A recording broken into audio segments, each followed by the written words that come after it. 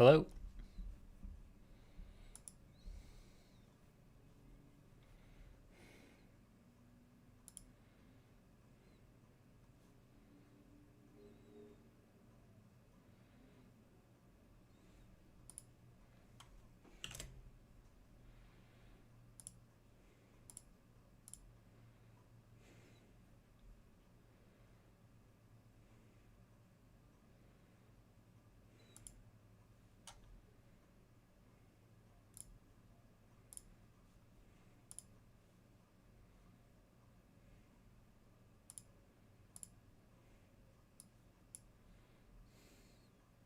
Hey everyone, how's it going? Sorry, I was just like messing with the chat room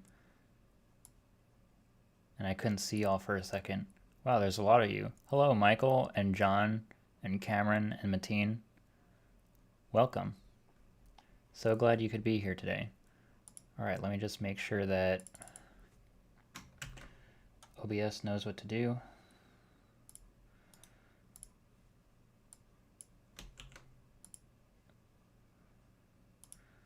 Should be okay now. All right, now I have this weird line on my screen. I don't know where that came from.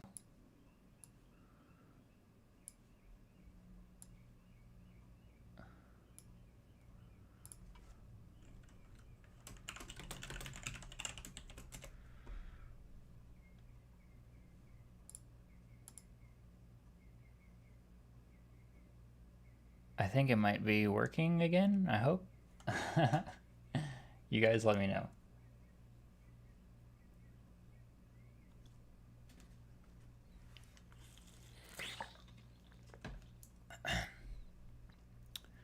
Sorry about that, y'all. I think OBS was just having a bad hair day. Um, but it seems like it's working now. It's back. All right, sweet. Let's do this then. Okay, so I had a plan for something to do this stream, and what I was planning to do is I was going to take notes on this book, right? It's called The Nobel Factor: The Prize in Economics, Social Democracy, and the Market Turn. This is all about the Nobel Prize in Economic Sciences. And I was going to take notes on this, and I did take a few notes, which we can see here in the Dropbox.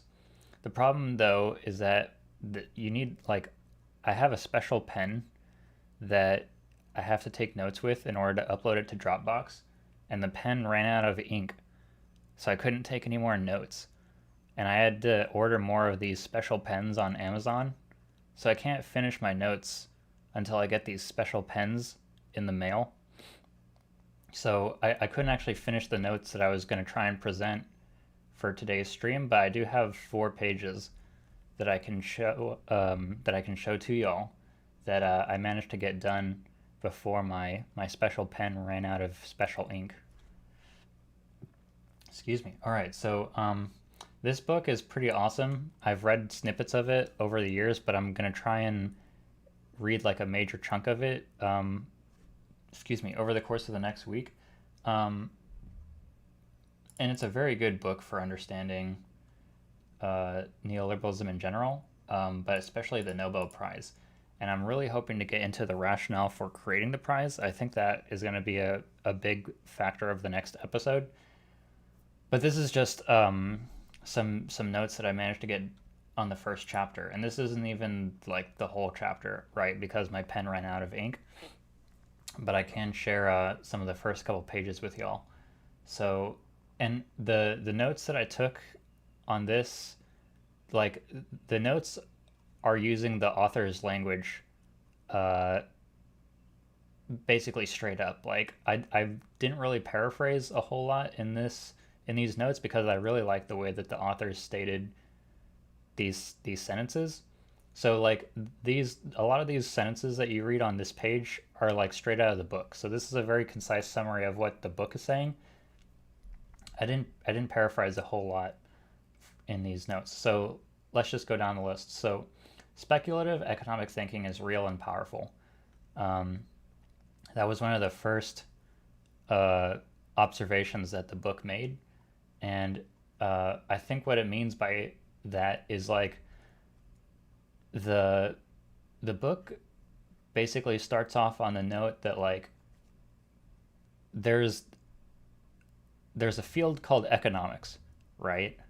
And within this field, you have people who do a lot of theorizing about like how economies work and how they like form a cohesive whole and all this stuff. And you can put a lot of work into modeling these theoretical economies, right?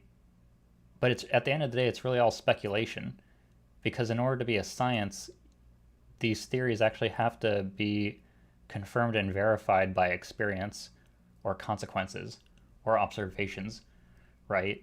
And economics in the 20th century is constantly like trying to be a science. And the Nobel Prize in Economic Sciences, right, was created basically to give the field of economics this particular aura, this particular prestige as a science.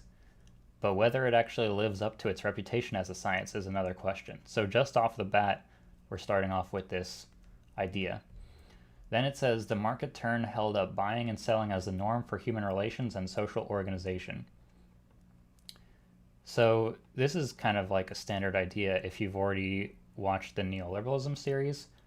Um, Neoliberalism basically views participation in the market as the source of freedom in people, right? The fact that people are capable of contributing these dispersed fragments of information to the market is what creates the ability to like proceed through life unaffected by a central authority, right? In the neoliberals' imagination, if everyone were to just participate in this market and contribute as much information as possible to this market, then it would never require a central authority to intervene in the market. It would only require them to enforce rules about competition.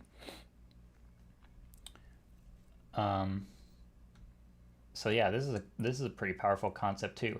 And then on the very first page, we get into the history of the Nobel itself, and it says Alfred Nobel wrote that he hated business with all his heart and considered himself a social democrat. He would have never consented to an economic prize. The second sentence is my paraphrasing.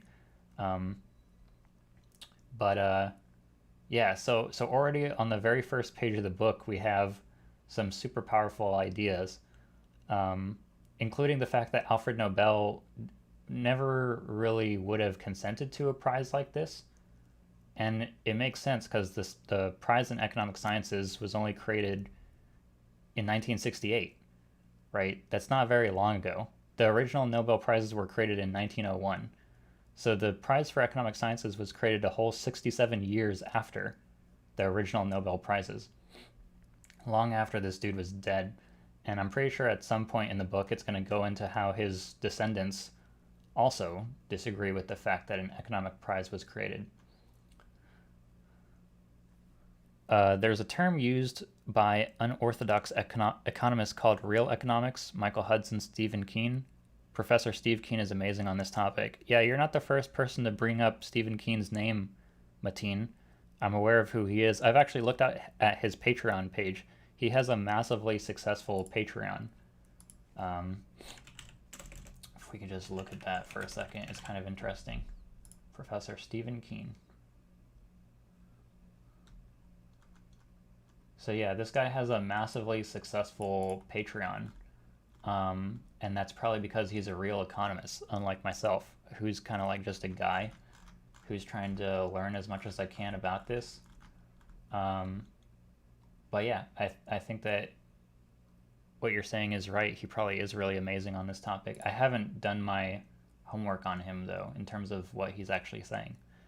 So let's go back to the notes. So at the very first award ceremony with the Nobel Prize in Economic Sciences, the award was given as the conclusion of the ceremony. So think about that. The first time the Nobel Prize in Economic Sciences was awarded, it was basically like the culmination of the entire ceremony, right? It was given after all of the other awards. including literature, including physics, including all sorts of other disciplines, right? So what kind of message is that sending, right? This prize gets created out of thin air, and all of a sudden it's like the most prestigious award at the ceremony. It's going last. That's kind of interesting. Uh, and then the book stated this really awesome question that I think is also the name of the conclusion of the book. So I feel like they're going to come full circle on this question. And the question is economics more like physics or like literature? And like I said in the table of contents, the conclusion of the book is also called this. It's called like physics or like literature. So I assume that they're using this question as like the two bookends for the entire book. Is economics more like physics or like literature? Which is a great question in my mind, because in my mind, the whole rationale for creating the Nobel Prize in Economic Sciences is specifically because you want to bestow the prestige of a science onto economics.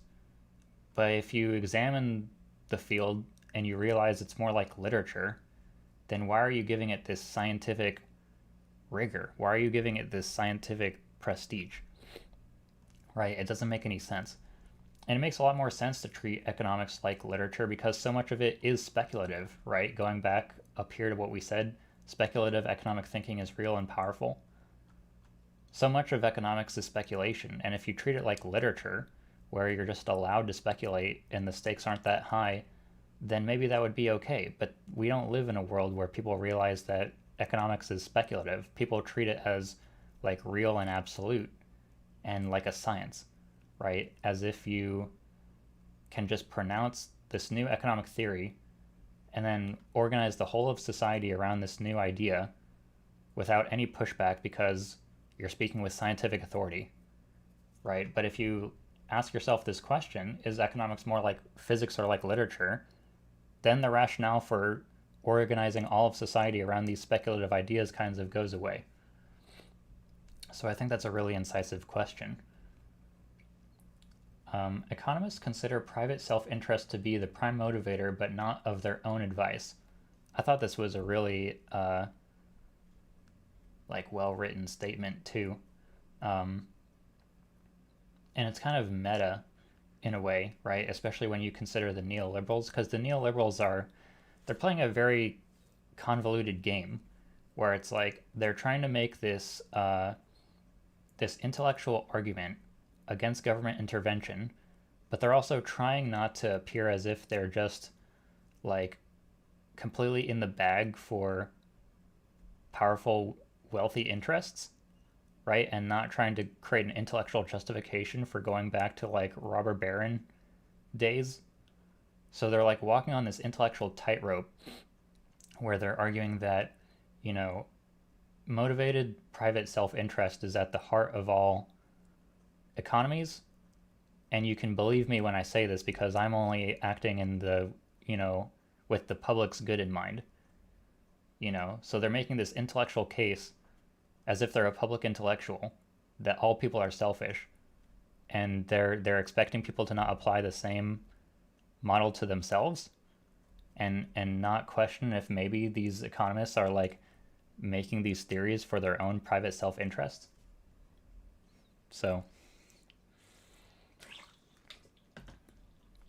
but on the other hand, you could argue that that's also kind of the point. Like, they knew that they were doing this, and they knew that even though what they were doing was bad, it was theoretically still logical what they were doing, because they were creating the theory that provided the intellectual justification for their own behavior and then generalized it to everyone else. So if you called them out on it, they would just be like, yeah, of course, because this is how the entire world works. And they would act like you didn't get anything on them. And then it says, economics has two claims on authority. One is the theory is compelling, and two is the theory is confirmed by observation or consequence. And then the last bullet point says, economics since 1980 has focused on validating theory instead of confirming theory with evidence. Sorry, this is kind of small at the bottom. So, yeah, I liked how it said economics since 1980, which is basically the neoliberal revolution, has focused on validating theory instead of confirming theory with evidence. So basically, economics as a whole is like foregoing the second part of its claim to authority. It's only going with the first part of its claim to authority, which is the theory is compelling, right? They're not even bothering to validate the theory with observations or consequences. At least this is what the authors of the book are arguing. So that was the first page of notes, and this is only like the first or second page of the book, right? So this book, as you can tell, is just jam packed with insane detail. So this is the second page, and then it starts. Theory is about how to understand the world, which is epistemology, and how the world is constituted, which is ontology. I thought this was a really helpful way of breaking down these two terms, so I just wrote it down. And then it says theory is also normative, uh, and what normative means is how life should be conducted. So what ought your norms be is basically what the word normative means. Like what should our norms be? What should our normal behaviors be? So theory is about how to understand the world, it's about how the world is constituted, and it's about how life should be conducted. So in that way, theory is pretty powerful, right? But remember, unless it's validated with like observations or consequences or evidence, theory is always speculative, even though it's about all these important things.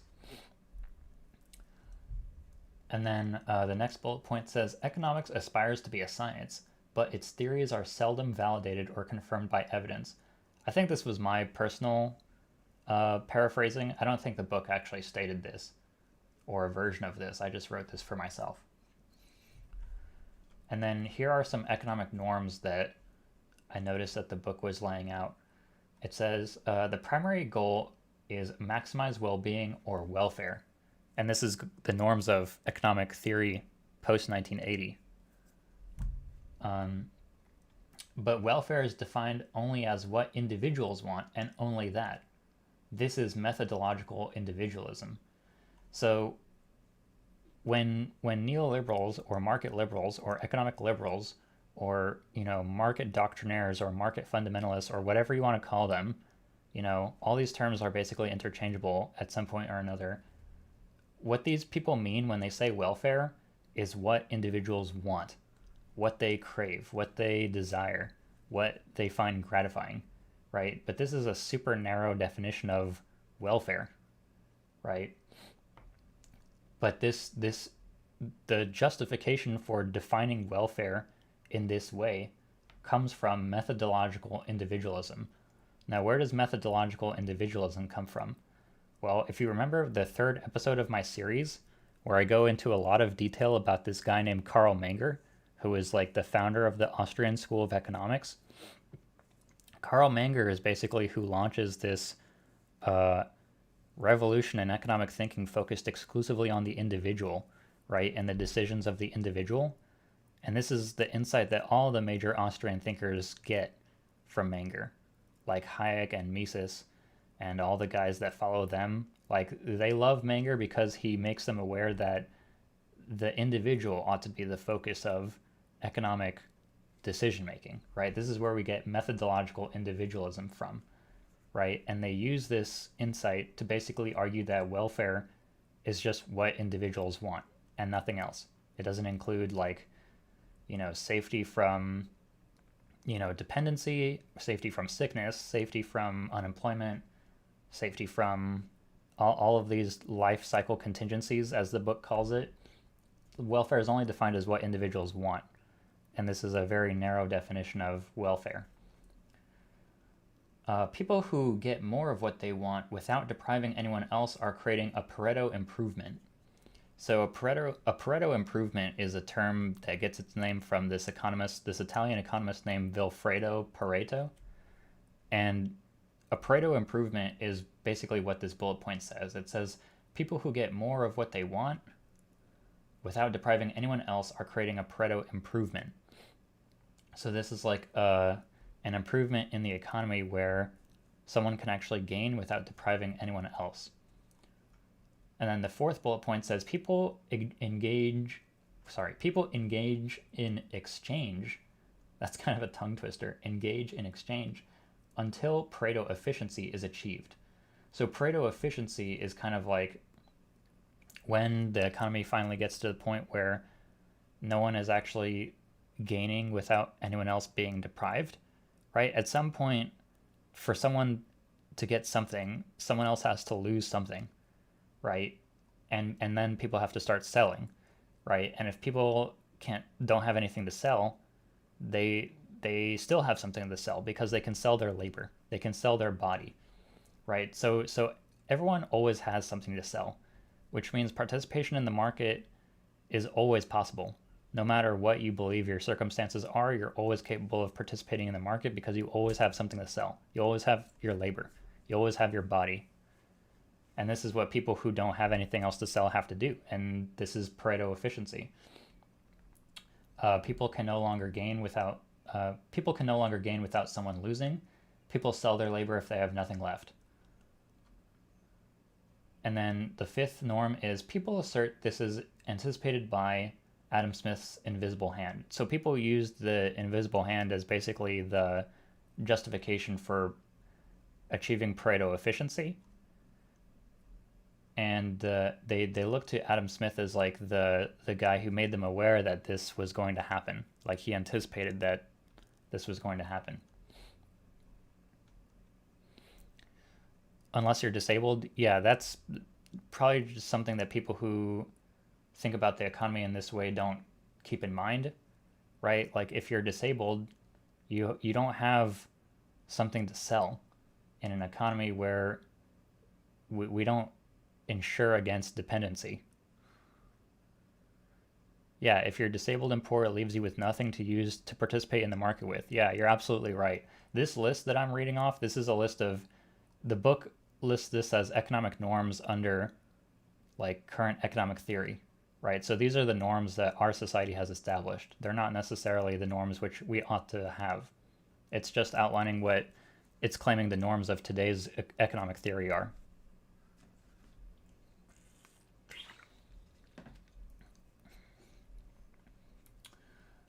The imaginary marketplace is a just world theory. Everyone gets the value of what they can sell, and what they get is what does that last word say? Are due. So the imaginary marketplace is just world theory. So a just world theory is basically a worldview that states that everything that happens in the world is just, right? Like, the people who got killed during the Spanish Inquisition, they probably deserved it. Jews in the Holocaust, they probably deserved it. Anytime anything happens anywhere, it's probably for the right reason. And everyone gets what they deserve, right? This is a just world theory.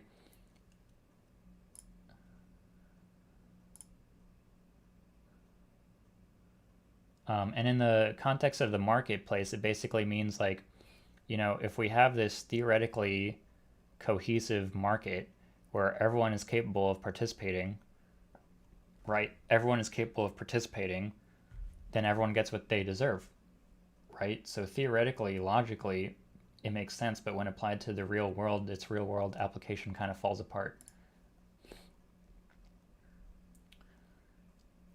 And then the third page says, just world theories justify the infliction of pain. This was a quote straight from the book. This wasn't my paraphrasing.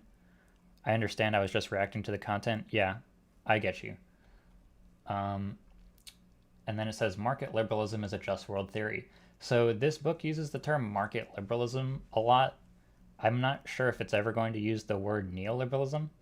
A lot of books seem to stray from using that term when they are like explicitly discussing it, which I guess makes sense because without proper definition, it's a very like hairy term.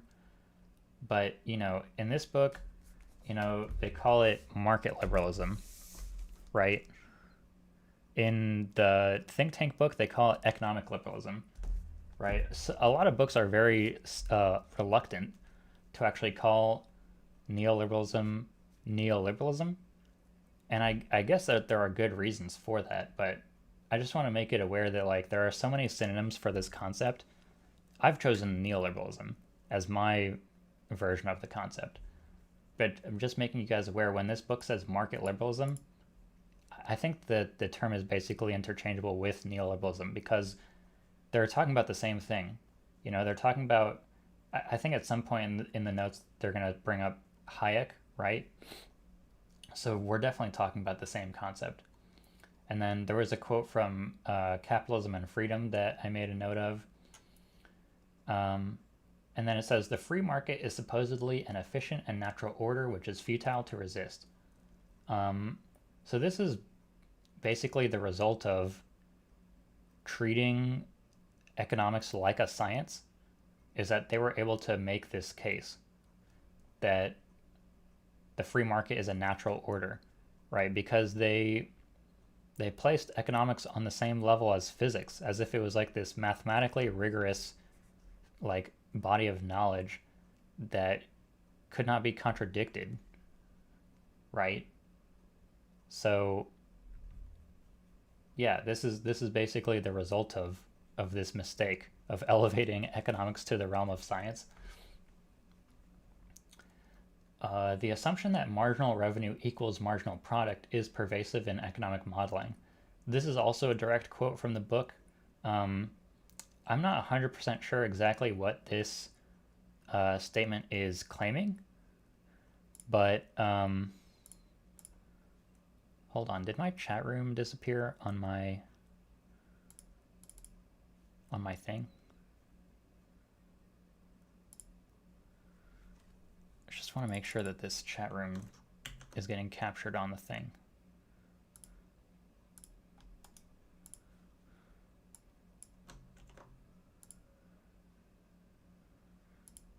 Okay, for some reason it's not showing up, but I'm just going to leave that alone. So the assumption that marginal revenue equals marginal...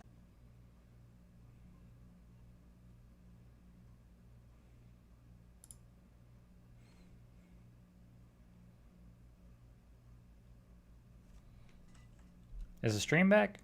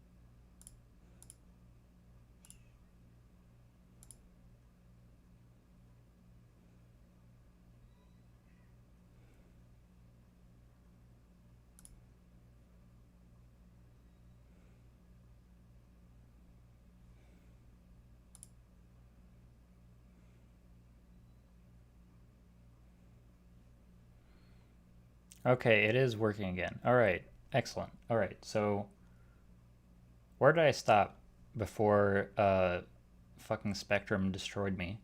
Oh, I was talking about this. Okay. The free market is supposedly an efficient and natural order which is futile to resist.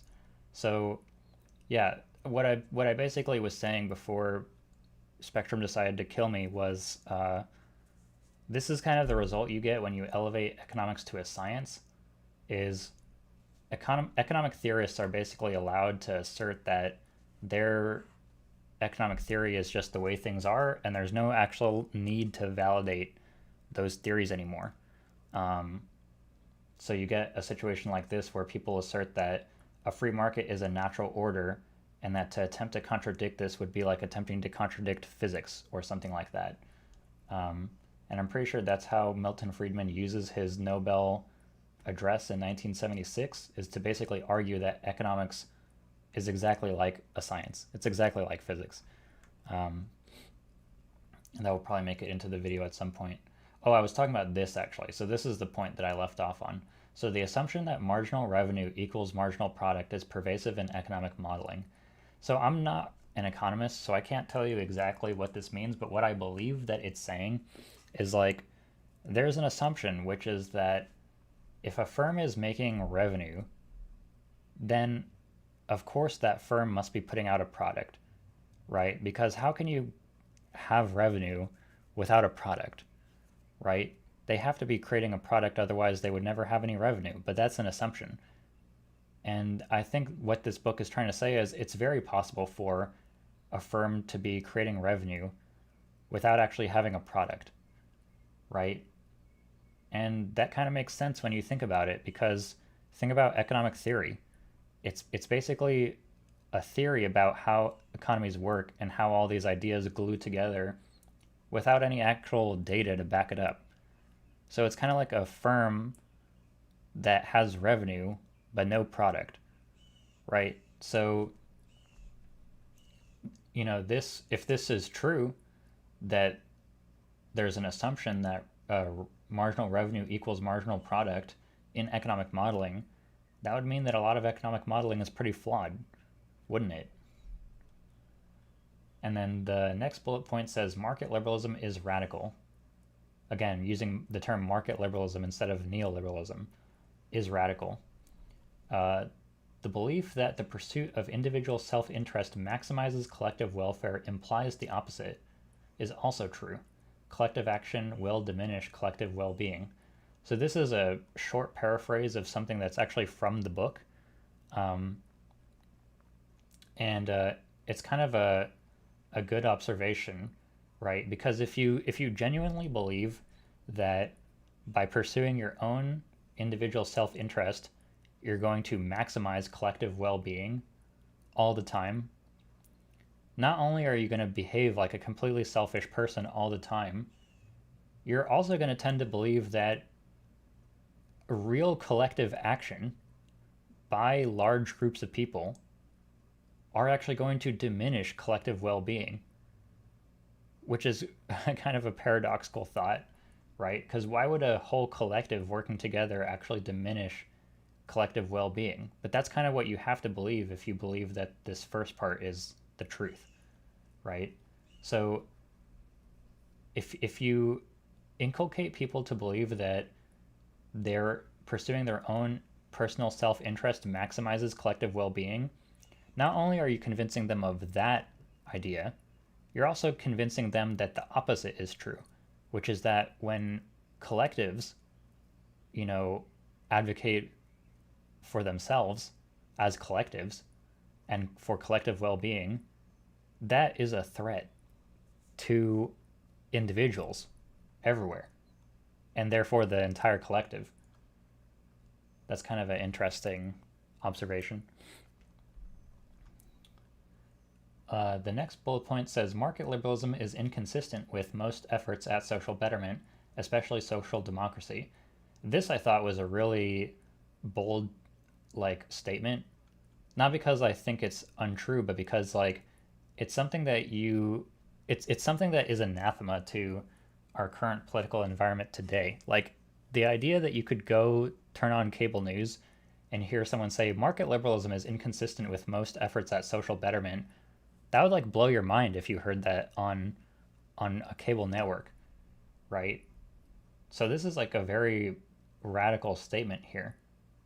The idea that market liberalism is inconsistent with most efforts at social betterment. If you said this to anyone in the Democratic Party, they would probably, they would probably step back upon hearing that market liberalism is inconsistent. So I really like this statement a lot. It was a pretty bold statement. And this is not a paraphrase either. This is right out of the book. And then the last bullet point says, trade unions / social democrats emerged in Australia before World War I and northwestern Europe after World War I. So this I thought was just kind of an interesting piece of trivia that I wasn't aware of. I always thought that Sweden was the first country to ever experiment with social democracy, but this sentence states that Australia might have been the very first. So I kind of wanted to investigate this on stream just to see what Wikipedia had to say.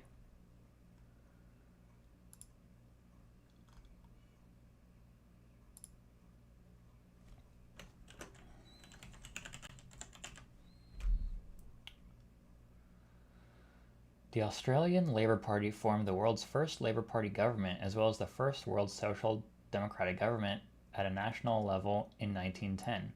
So this is actually confirming what the book is saying. The Australian Labor Party formed the world's first Labor Party government, as well as the world's first social democratic government at a national level in 1910. That's something I didn't even know before last night when I read this book. I always thought that Sweden was the first.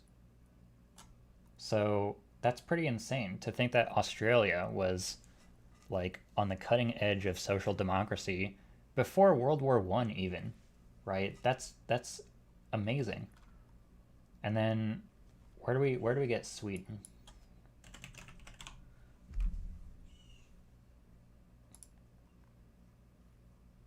So the new SAP government of 1932 replaced the previous government's universal commitment to a balanced budget with a Keynesian-like commitment, which in turn was replaced with a balanced budget with a business cycle.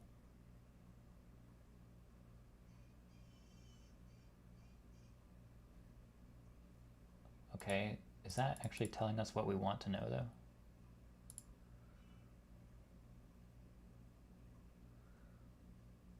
So the book says that Sweden or Northwestern Europe turned to social democracy after World War I. So I guess that would include this period as well.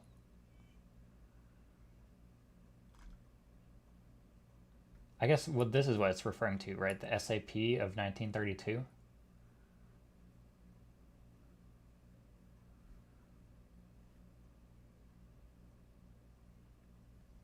So yeah, Australia actually beat Sweden by like 22 years in terms of social democracy, which is crazy. I didn't even know that that was true.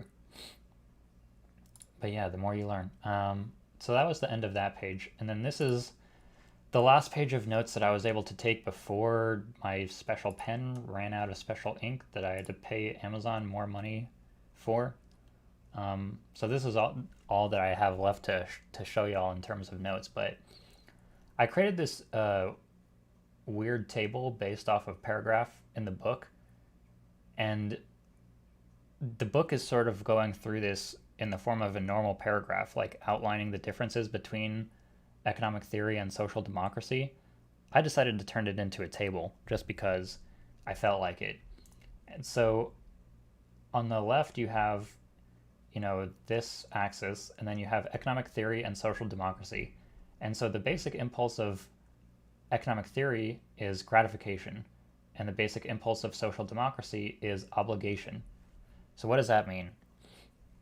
Basically, I think what the book is saying is, like, in economic theory, the basic impulse is that you have these individuals who have wants, right? Because that's how welfare is defined, as having a want and having that want satisfied, right? So the basic impulse is to use markets to satisfy human wants, and therefore you create welfare, right? And if you define welfare in this way, in this very narrow fashion, as just the satisfaction of wants, then the whole reason for your economic theory is solved, right? It's already laid out, right?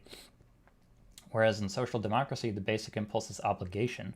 It's obligation to help human beings avoid periods of dependency with no support, right?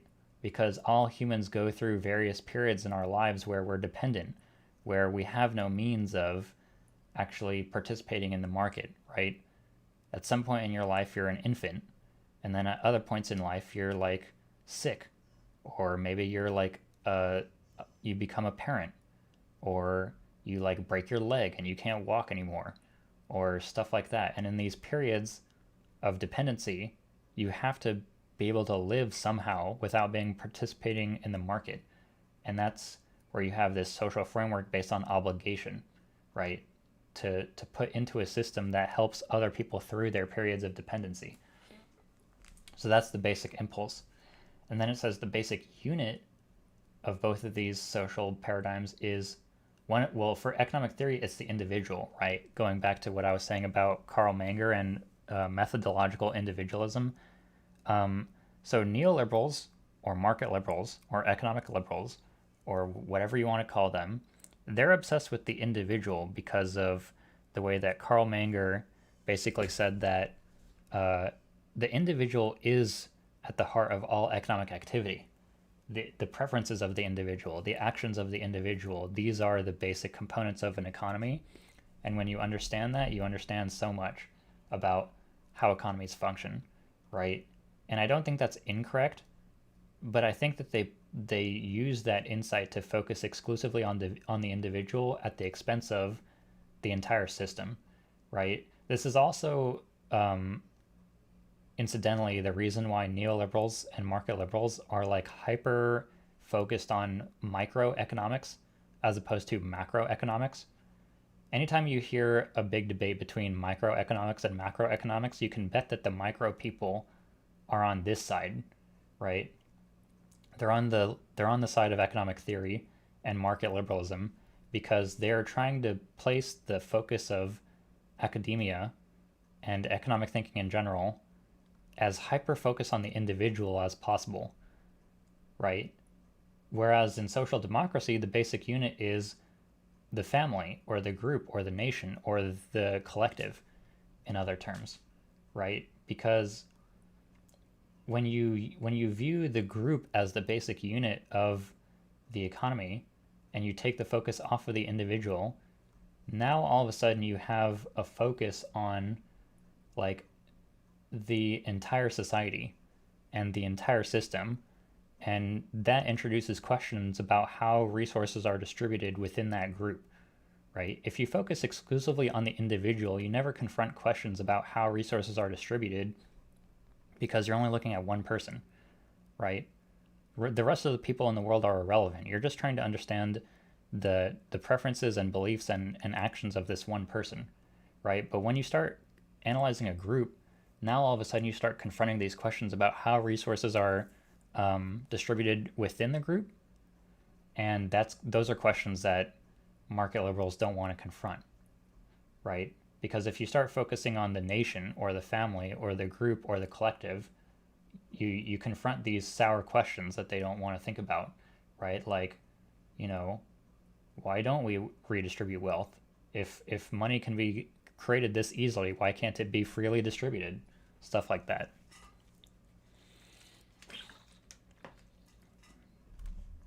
And then the next part is it says the objective. So the objective of economic theory is acquisition, right? So there's a reason or an objective to the economy in this view of the world, this market liberal view of the world, and that is acquisition, right?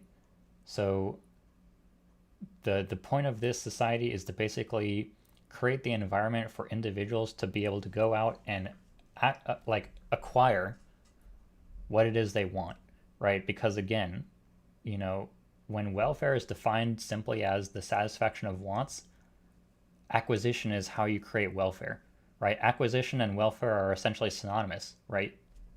They're essentially the same word, right? So you see the word acquisition here. A market liberal views this word as synonymous with welfare, right? If you're acquiring shit, that means you're living a good life, right? You have welfare. Your well-being is high if you're acquiring. In social democracy, on the other hand, the objective is security, right? It's going back to what I said about dependency, and this is a concept that the book made me aware of. All humans go through these periods of dependency. They go through these periods where you will not be able to participate in the market, right? Either, you will be too young, or you'll be too sick, or you'll be too injured, or something will happen that will take you out of the game and you won't be able to participate. And in those moments, we need a system where that person's period of dependency is taken care of. And the only way to provide those resources is to have them given by the people who have that already, right? Through the form of taxes, right? And that's how you create security for everyone. And then the last part of this table says the social problem. And the social problem of economic theory is personal cravings, right? So going back to what I said about acquisition, right? Like the problem that market liberals are trying to solve, and the problem that they feel like is at the heart of the universe, essentially, is that there are human beings out there who have personal cravings that aren't satisfied, right? And you can only get to this point if, again, you define the term welfare in this extremely narrow way, which basically means only that you have wants that are satisfied, right? If you define welfare as simply satisfying wants, then you probably also view the fact that these personal wants exist as like the biggest problem in the world, right?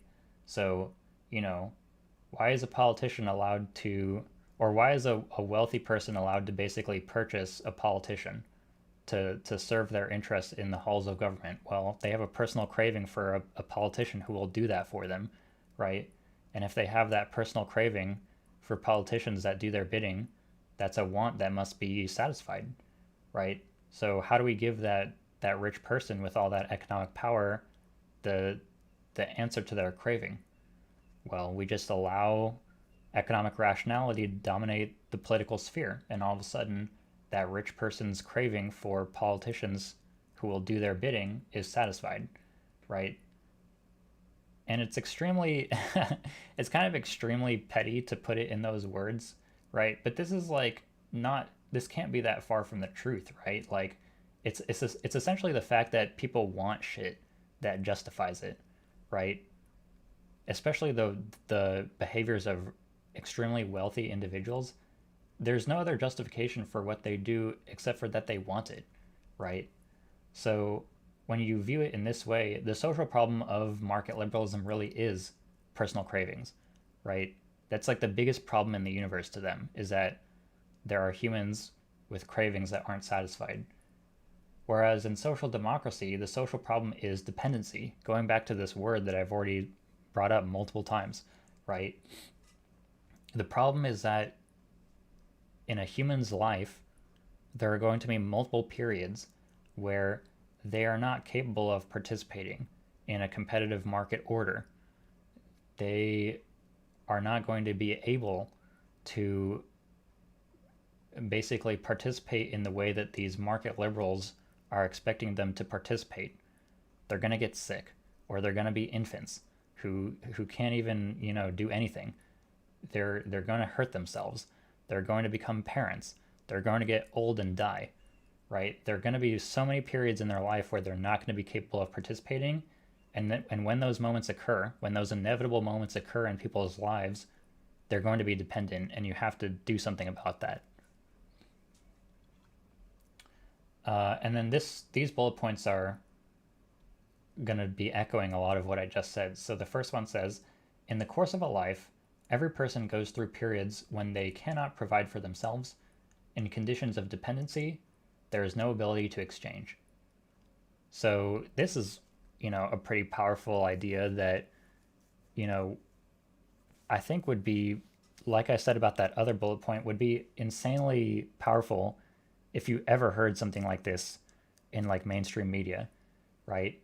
In conditions of dependency, there is no ability to exchange, right? This is just a fact that has not percolated throughout society enough, right? In so many periods in people's lives, there's going to be no ability for them to, pull themselves up by their bootstraps, to use the popular cliche, right? It's going to be impossible for them to engage in exchange. They're going to have no ability to engage in exchange.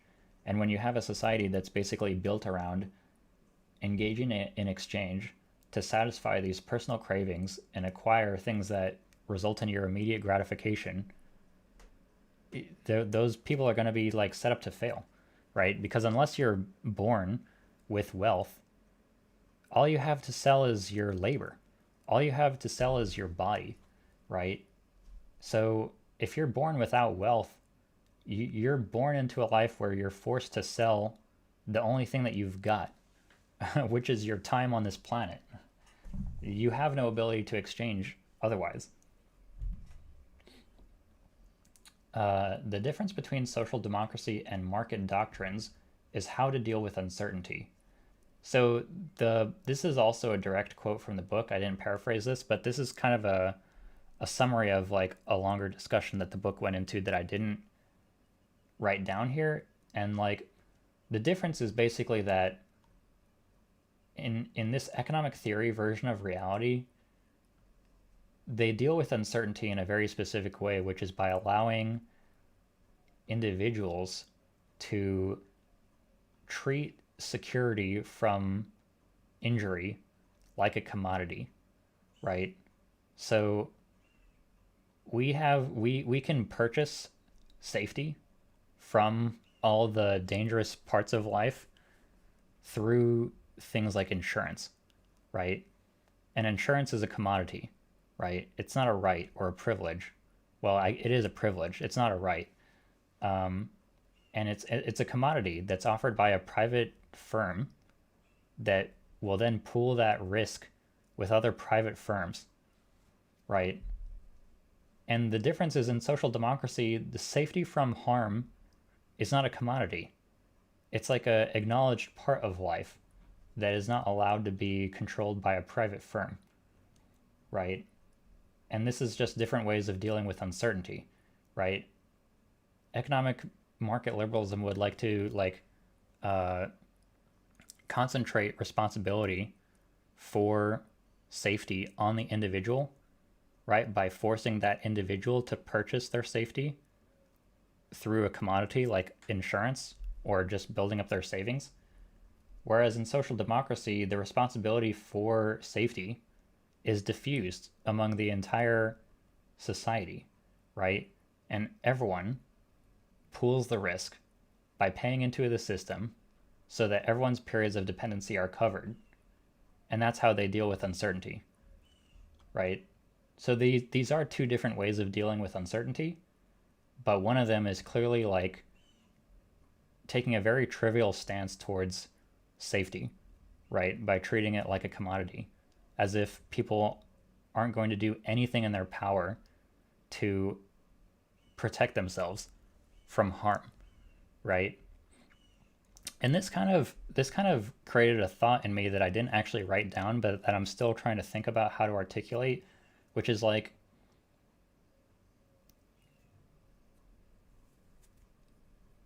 you can't make a competitive product out of something that is like mandatory for life, right? And I don't know if that's very clear at all, but I'll attempt to explain what I mean. Like, if the product that you're selling is safety from harm, right? Say you're in the business of insurance, right? You're selling car insurance or something like that. Like, you're essentially making a competitive product out of a thing that like no human being in their right mind is ever going to turn down, right? Which begs the question, how is this a competitive product? It's not like you innovated this. Are you telling me that you innovated safety from car accidents? Right? Like that's something that anyone is going to pay for, no matter what the cost is, right? That's a life-preserving service. That's not like some kind of innovation. That's not like an iPhone or something like that. That's like literally, please make sure that I don't die, right? So when you commodify life-preserving services and then claiming that it's a competitive product, you're like obfuscating the fact that this is mandatory for life, right? Anything that's mandatory for life cannot be converted into a competitive product, Are you going to tell me that like clean drinking water is a competitive product? You didn't invent that. That's like, if we don't have that, we die, right? But by commodifying this thing and privatizing it, you're claiming that you're offering some kind of competitive product. You didn't invent like avoiding dehydration, right? I don't know if I'm making my point clearly at all, but that's what this point made me think about when I read it the first time.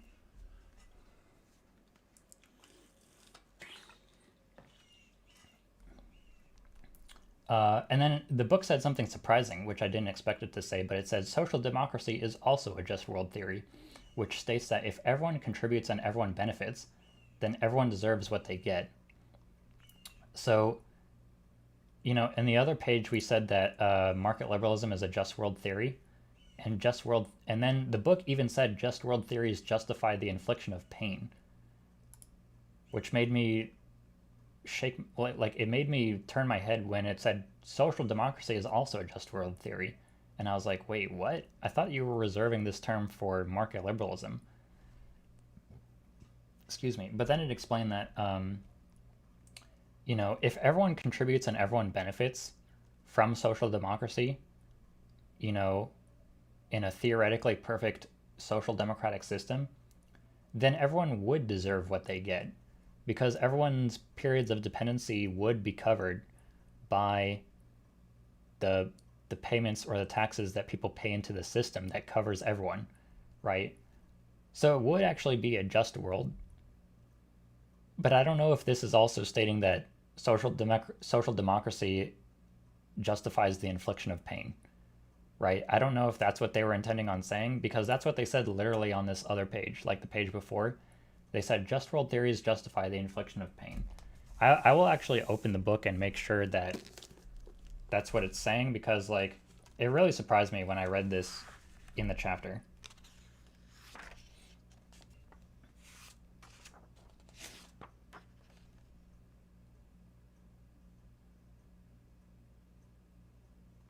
So the book says just world theories are ubiquitous. They are political, religious, ethnic, gendered, and cultural. They justify the infliction of pain. And then on the very next page it says, in social democracy, and then in parentheses, also a just world theory, everyone deserves what they get. It extends an entitlement to the sources of well-being to the whole of the nation state. So I still don't know if they're making the connection that social democracy justifies the infliction of pain, but they do say that it's a just world theory. I think what they're really trying to say is that a social democracy would get closer to a just world than market liberalism ever would, even though they're both just world theories. And market liberalism will probably remain a theory forever. It will never actually materialize into a real just world. But social democracy could materialize into a just world. I think that's the point that the book is attempting to make. All right, so let's finish up this last page. It took 30 years before the Nobel Prize in Economics had a female winner. So this is a piece of trivia that I just wanted to jot down, which I think the book was trying to make the case that the prize was actually very gendered, right? Because, this prize was created in 1968, and the prize didn't even have its first female winner until 1998, right? So,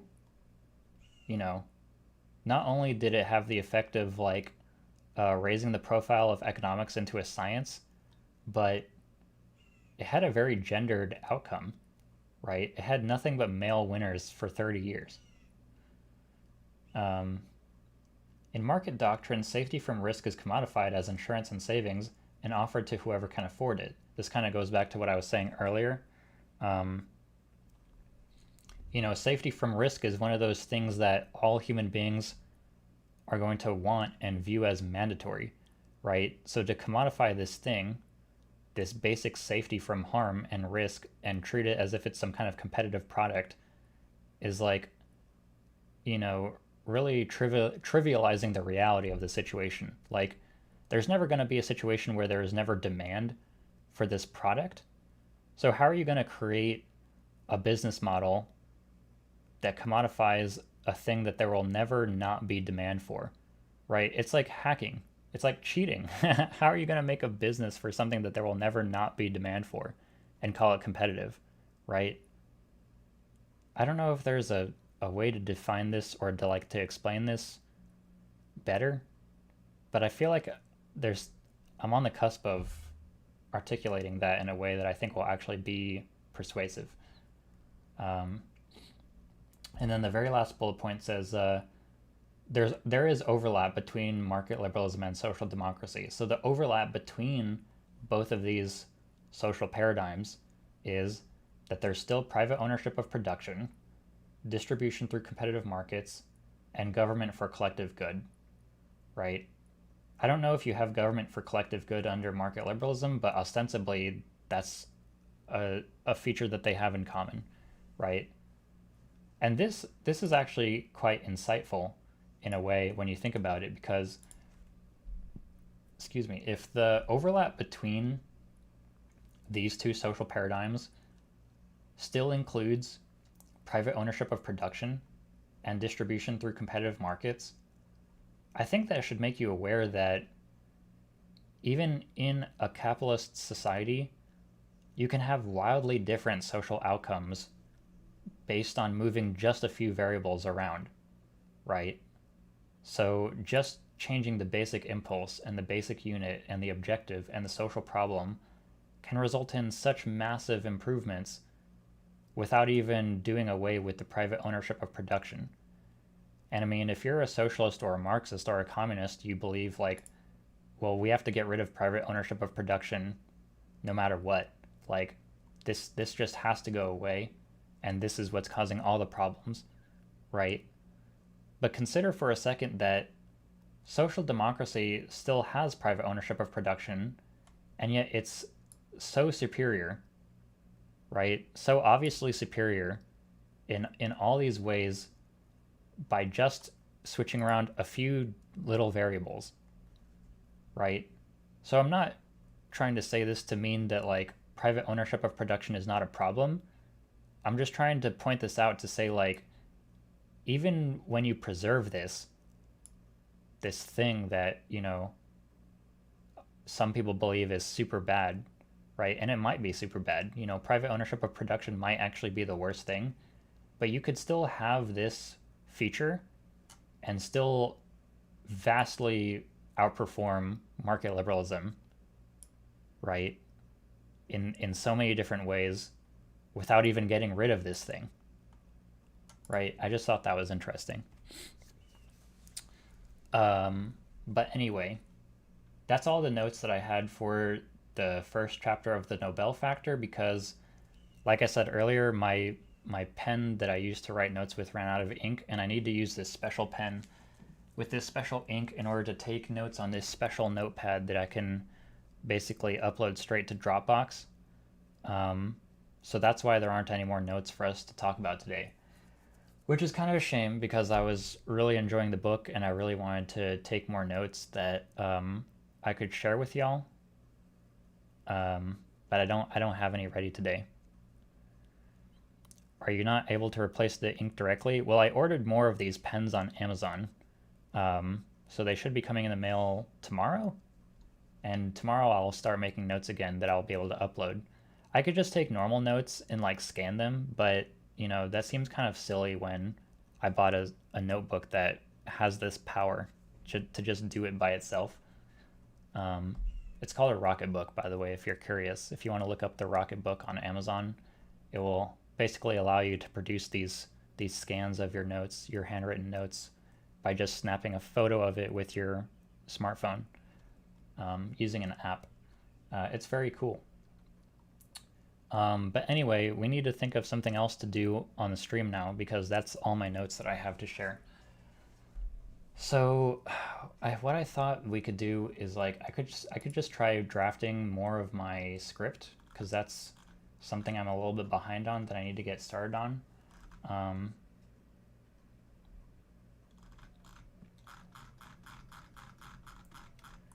So I have a working script here, which I haven't touched in like a week or so.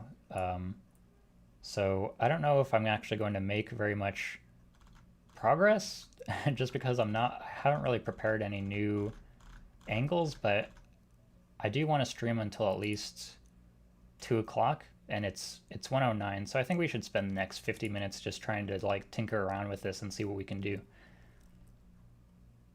If my handwriting was better, that would be useful for me. Yeah, well, maybe you should work on your handwriting, and then maybe it'll be useful for you. This stream has been really informative and insightful. Thanks for the research. Hey, thanks for that compliment, Mateen. I really appreciate it. I'm going to try and see if I can make my chat room reappear on the stream. I don't know what happened to my chat room, but it sort of just disappeared. It's gonna sort of not ruin my recording, but it's going to make my recording weird if I don't have the stream present. Yeah, I think OBS has just ruined me today. Or maybe it was Spectrum that did that. Spectrum ruined my stream whenever they cut my internet off. Now my chat room doesn't appear. Whatever. All right. We're going to look at this script, though. So for those of you who are $5 patrons or higher, you can find the script on Google Docs. And I think that I can just drop that link in the chat room. I believe that these two scripts are identical. But yeah, even if you're not a $5 patron, you should be able to view that, I think, just to look at it with the rest of us.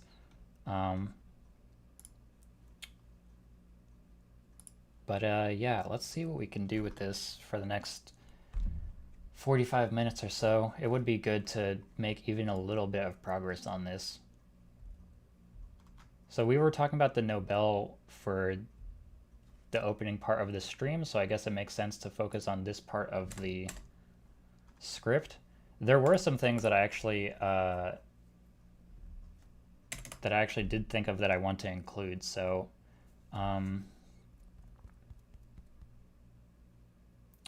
one aspect of so Friedrich Hayek got the Nobel Prize in Economic Sciences in 1974, but what you might not know is that he was awarded the prize on the same day as this other guy, whose name was Gunnar Myrdal.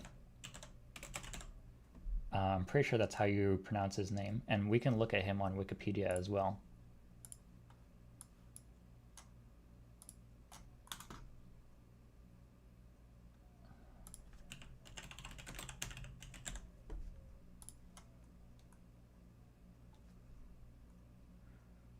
So Gunnar Myrdal, Carl Gunnar Myrdal, okay.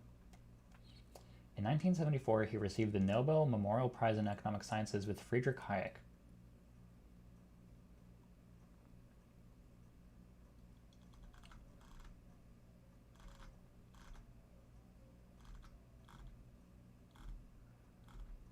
Academic career.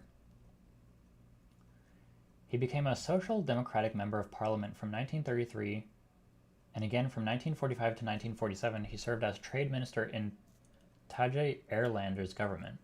This is in Sweden, by the way. During this period, he was heavily criticized for his financial agreement with the Soviet Union. At the same time, he was accused of being responsible for the Swedish monetary crisis in 1947.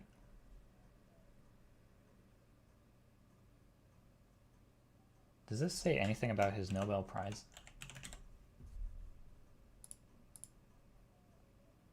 Okay.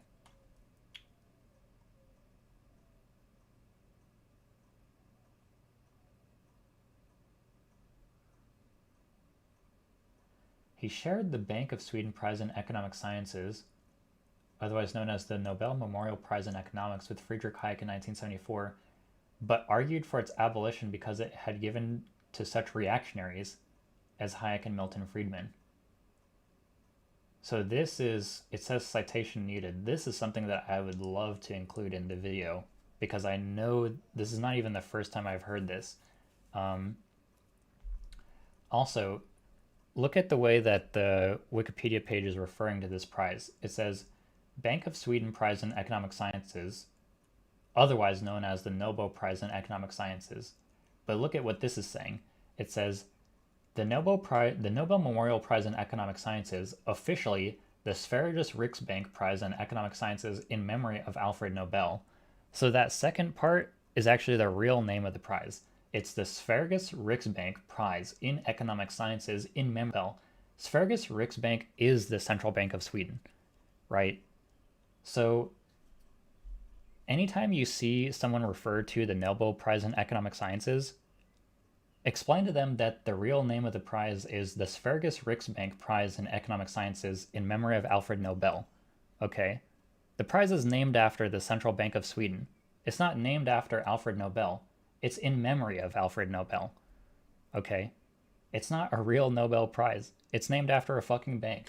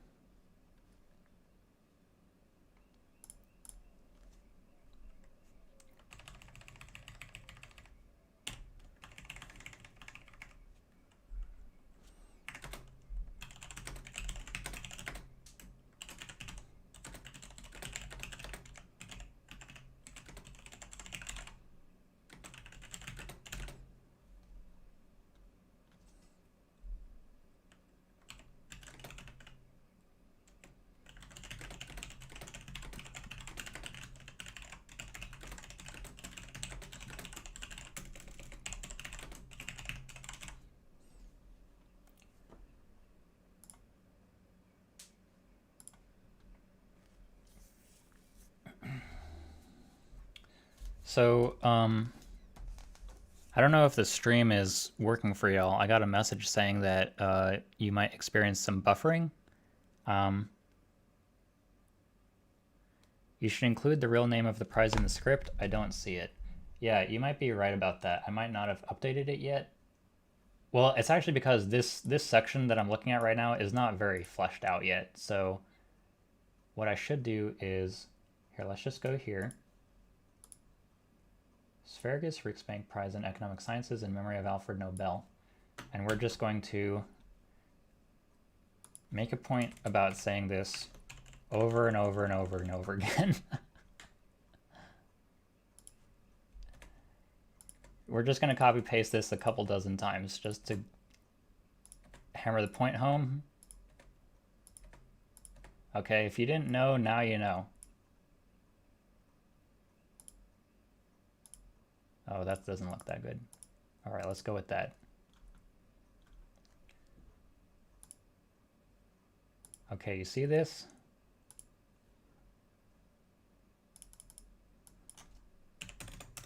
I hope all of you are seeing this, right?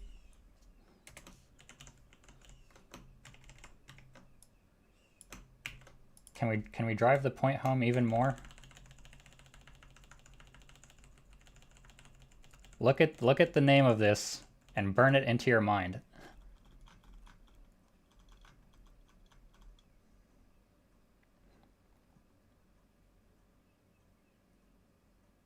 Yeah, I should put that in. I should put that in the in this part too. Hold on. Let me just drive the point home for the people with Google Drive open.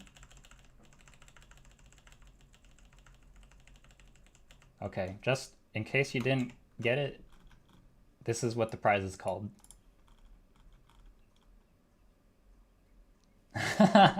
Okay. All right, I think we got the point across. So one thing, so okay, this point right here, this is really crucial, right? Gunnar Myrdal, which is this guy who's a social democrat in Sweden in the 1940s, he gets awarded the Nobel Prize in Economic Sciences, the Sverigis Riksbank Prize in Economic Sciences in memory of Alfred Nobel. He gets that prize in 1974 with Friedrich Hayek on the same day as Friedrich Hayek, despite the fact that he and Friedrich Hayek have like opposite political positions, right? Gunnar Myrdal is a social democrat. Hayek is a market liberal or a neoliberal, right? And in this sentence right here, it says Myrdal argued for the prize's abolition because it had been given to reactionaries like Hayek and Milton Friedman, but the page says citation needed.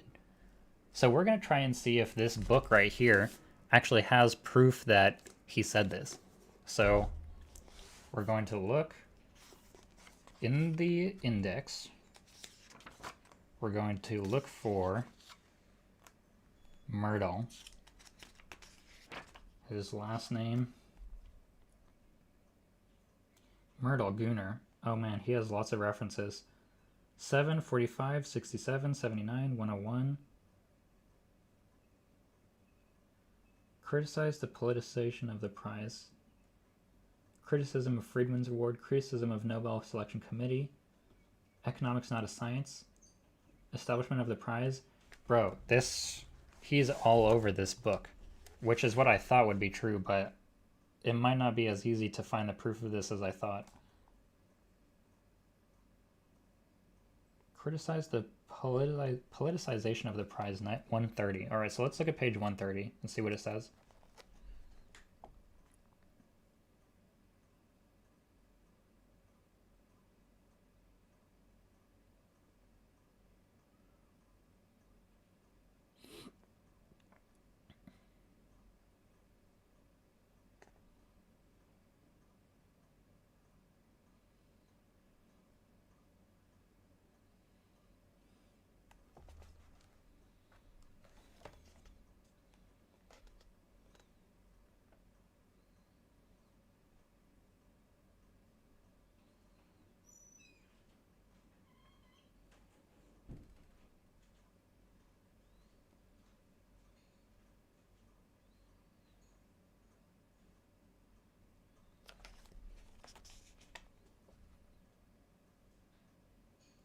Oh, this is interesting.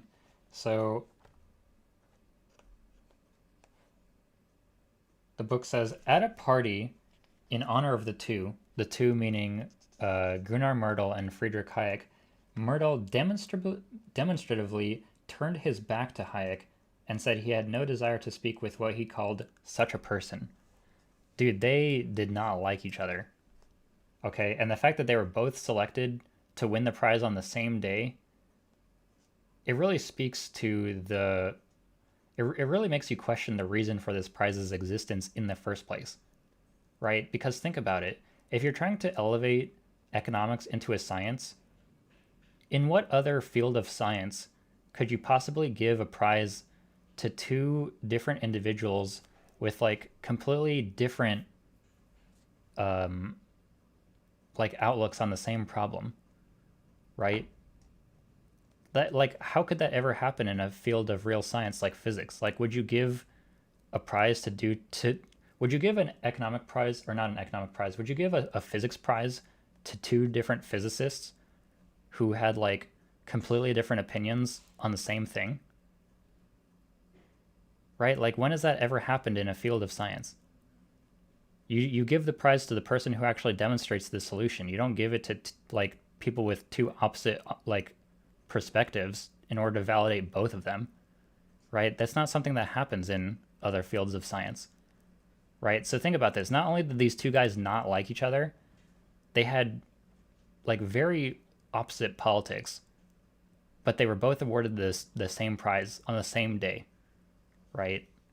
That's just an indictment of the prize by itself. But I want to see if I can find proof of that he criticized the prize itself. So, okay, this paragraph might say something about that. Despite their almost polar differences, the winners of 1974, Myrdal and Hayek, had one thing in common. Among all recipients of the prize, these two were its only public critics. In his acceptance speech, Hayek questioned the scientific pretensions of the Nobel Prize, in accordance with his view that economic agents, and economists as well, had to act on incomplete understanding and information. 2 years later, Myrdal criticized what he saw as the politicization of the prize, which had been given to Milton Friedman. He regretted having accepted it himself. Right? So 2 years after Myrdal got his prize, when Friedman got his prize, he criticized it at that point, and then he said he regretted having accepted it.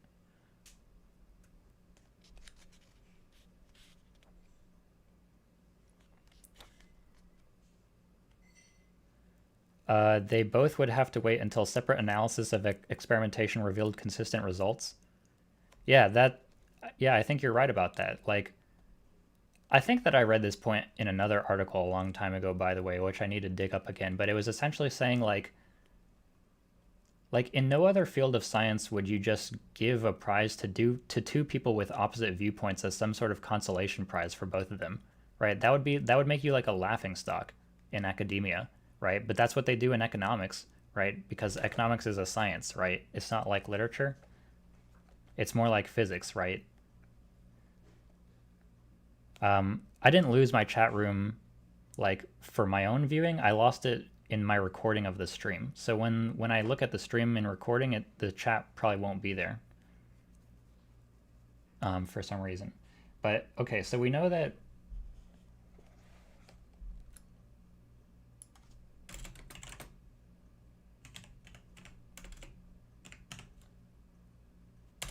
we know that Gunnar Myrdal turned his back to Friedrich Hayek at a party that was meant to celebrate both of them, which is already like, yikes.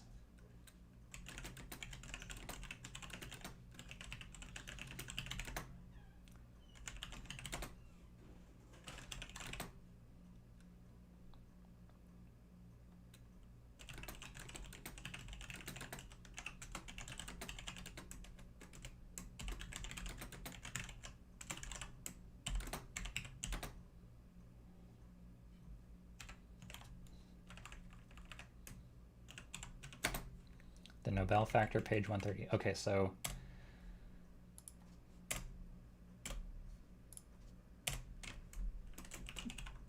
Gunnar Myrdal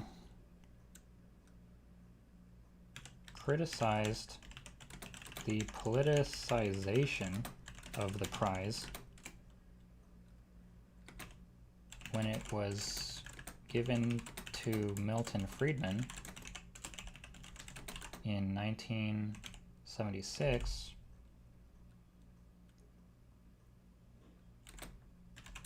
and said he regretted having accepted it.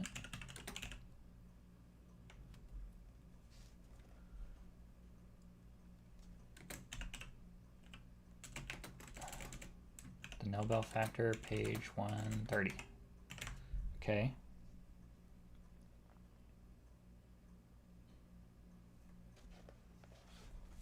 All right, so let's go back to the index. Let's look at Myrdal again.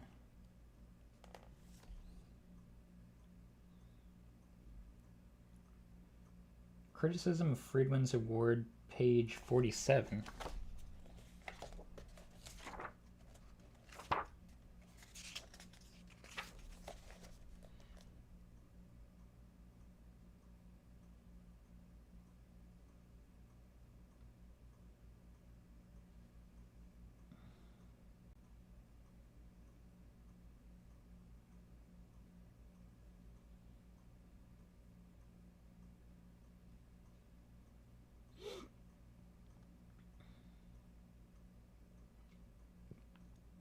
Okay, this says, in response to Friedman's award in 1976, Gunnar Myrdal suggested that the procedure in economics was less proper than in other disciplines.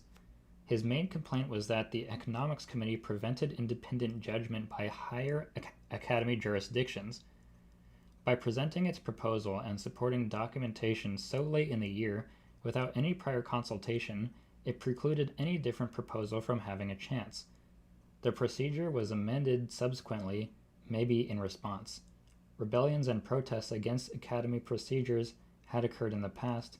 Indeed, disdain for prizes is an established element of their culture.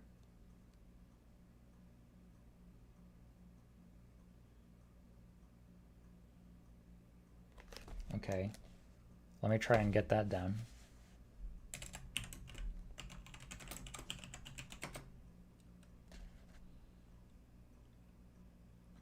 I'm just going to take this whole block quote down, actually. In response to Friedman's award in 1976, Gunnar Myrdal suggested that the procedure in economics was less proper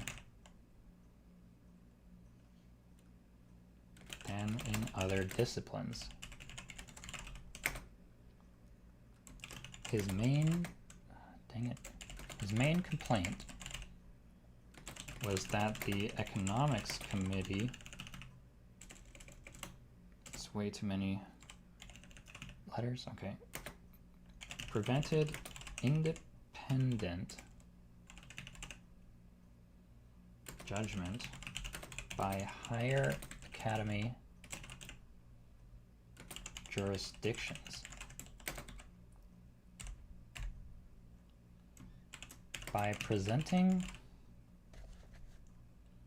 its proposal and supporting documentation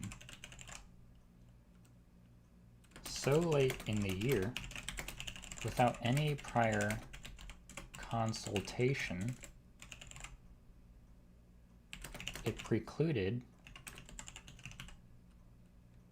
any different proposal from having a chance.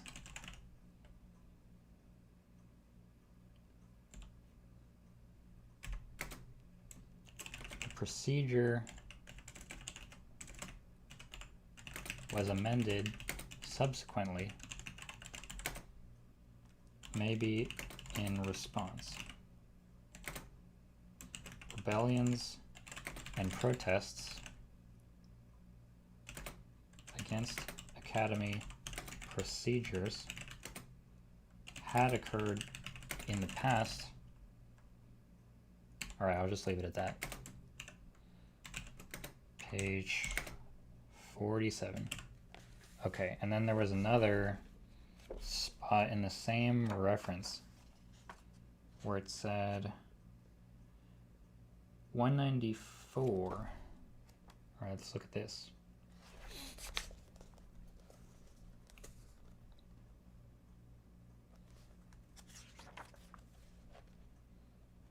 Oh, so this is going to be about Friedman's Nobel.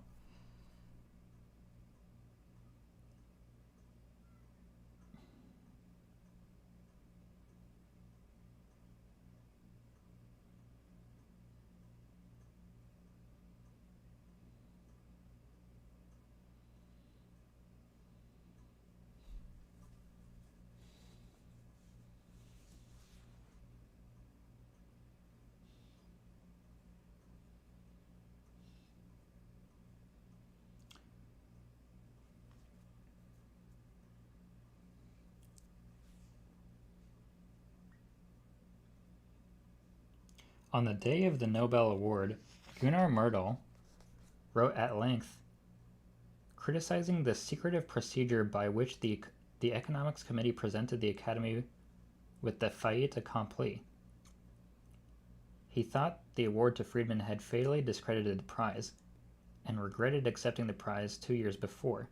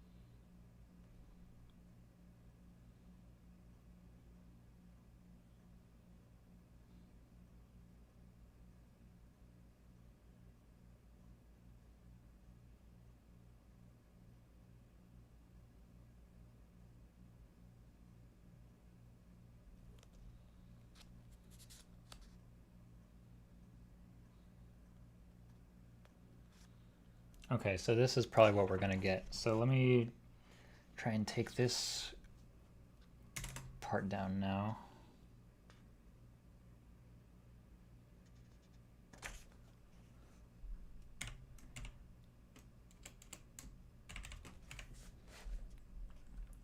Okay, on the day of the Nobel Award, this is Friedman's Nobel in 1976, Gunnar Myrdal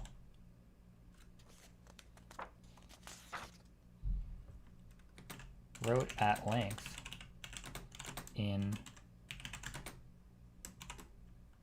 I think this has got to be a Swedish magazine, but I don't know how to pronounce that, criticizing the secretive procedure by which the Economics Committee presented the Academy with a fait accompli. What does that term mean? I have a feeling that's just Latin for like being an accomplice.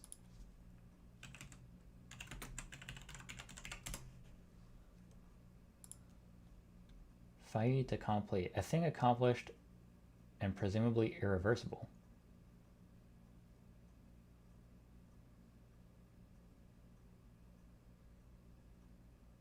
Oh, interesting. A thing accomplished and presumably irreversible. That's interesting. It's not something I would have guessed. Okay. He presented the Academy with a fait accompli. So something potentially irreversible. Yeah, okay, I understand that now. He thought the award to Friedman had fatally discredited the prize and regretted accepting the prize himself 2 years before.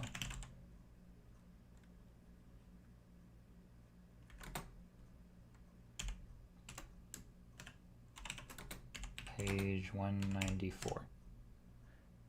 Fait accompli. Yeah.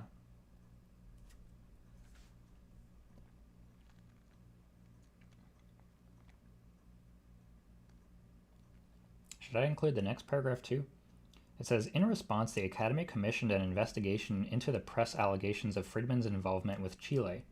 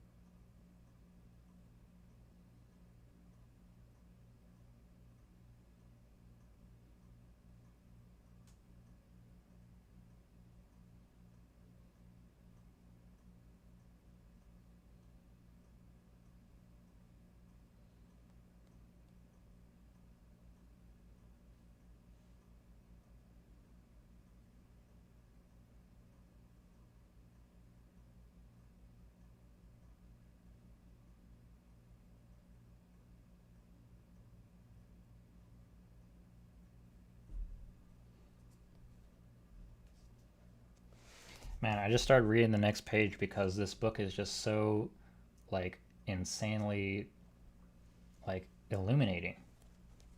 I just want to read the whole thing. And I've been procrastinating on it for a while now. So let's see if we can find even more references to this guy criticizing the prize, because this is going to be really useful evidence. Criticism of the Nobel Selection Committee. 193, so the page before that.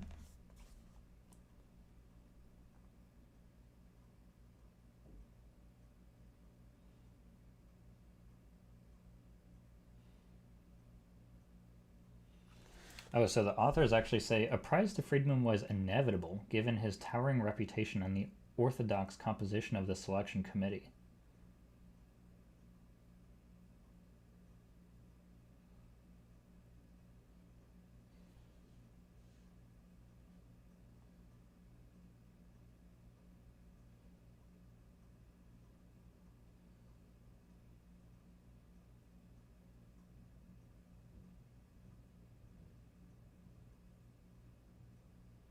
Oh, this is a cool sentence. It says, the award to Friedman exposed the Swedish Academy of Sciences to some of the darker forces at work in the world.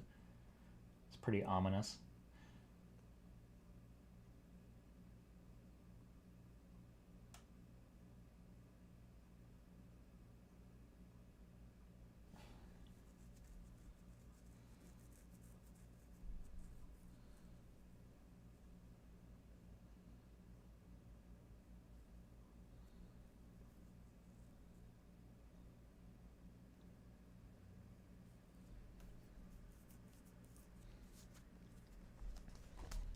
All right.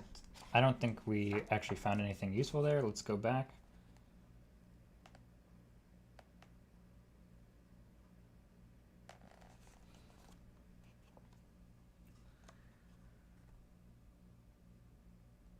Economics Not a Science 62. Alright, let's try that.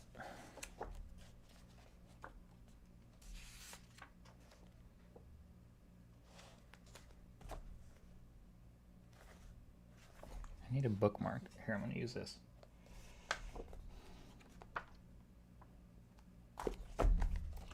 Okay.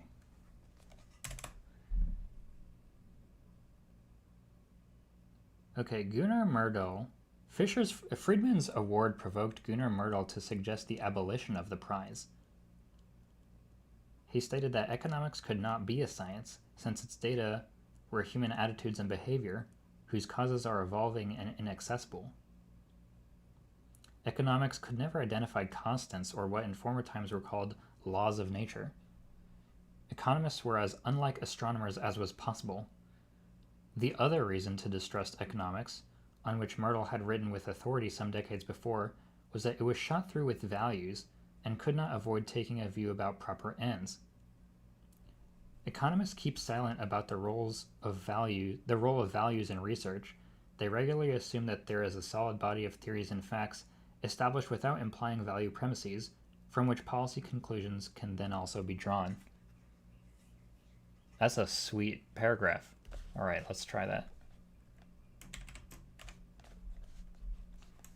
Okay, Friedman's award provoked Gunnar Myrdal to suggest the abolition of the prize. Rather like Hayek, his ideological opponent, he stated that economics could not be a science,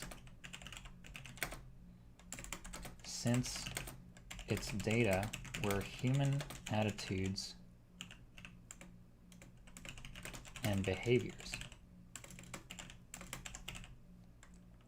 whose causes are evolving and inaccessible.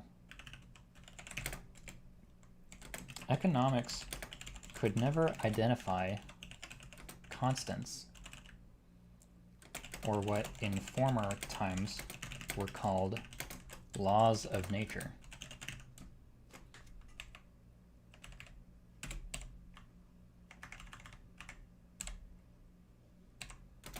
Economists were as unlike astronomers as possible.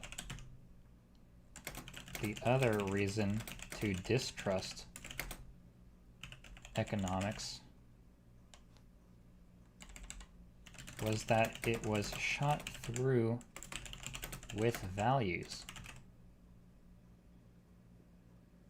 and could not avoid taking a view about proper ends.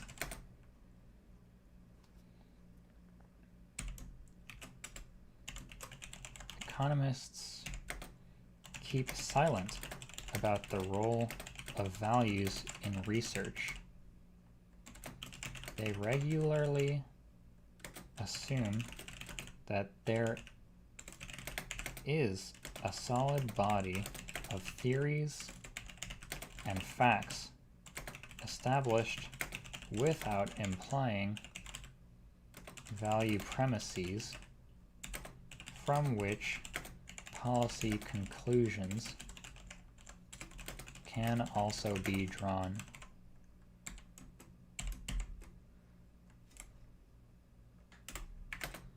All right, page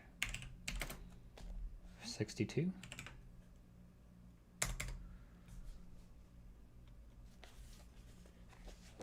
All right, what else we got? Page 212.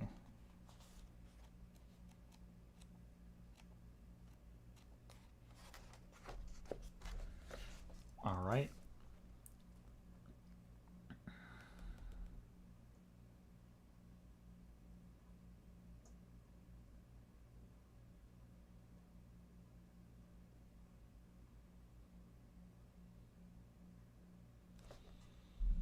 The socialist economist Gunnar Myrdal wrote persuasively that the norms of public finance had no scientific grounding, but represented special pleading, whether conscious or not.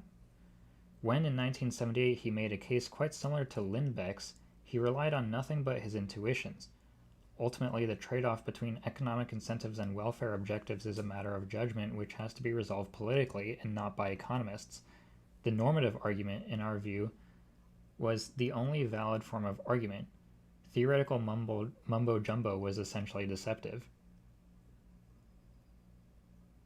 Interesting.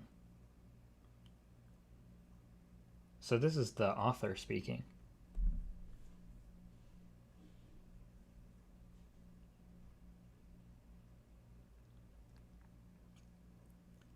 So this is the author is actually making a claim here. They're making a judgment here when they say ultimately the trade-off between economic incentives and welfare objectives is a matter of judgment which has to be resolved politically and not by economists. The normative argument was the only valid form of argument. Theoretical mumbo-jumbo was essentially deceptive. So what this, I think, is saying to me is like, if you are an economist, you have to be clear that you're making a normative argument, right? You can't try to obfuscate it behind this theory shit. I have to go, guys. See you next week. Hey, thanks for being here, Mateen. Glad to have you around another week. Hope you join us again. Okay, I kind of want to take down that paragraph. I have been busy cooking breakfast for my mom for Mother's Day. Hey, well, don't worry about us, worry about your mom. But thanks for being in the stream anyway.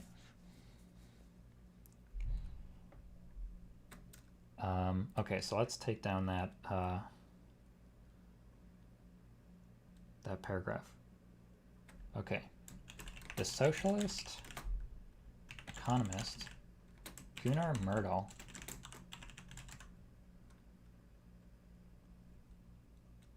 wrote persuasively that the norms of public finance had no scientific grounding, but represented special pleading, whether conscious or not.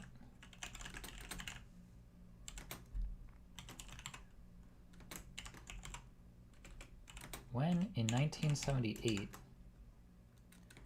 he made a case quite similar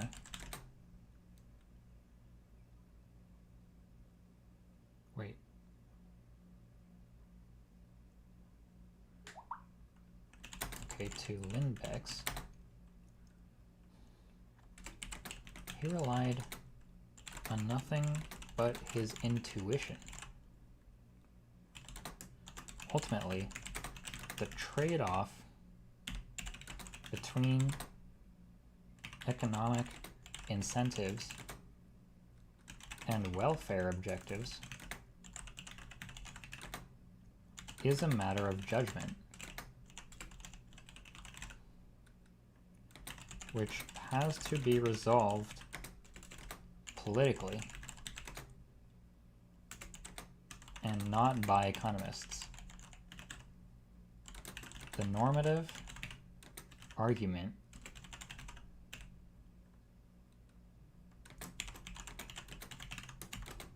was the only valid form of argument.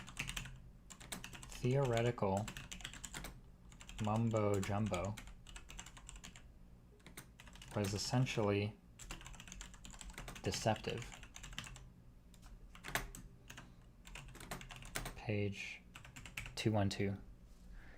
By the way, happy Mother's Day to your mom and anyone else in the chat. Hey, thanks for that, Gus. I got my mom a gift today. I wonder if she got it yet.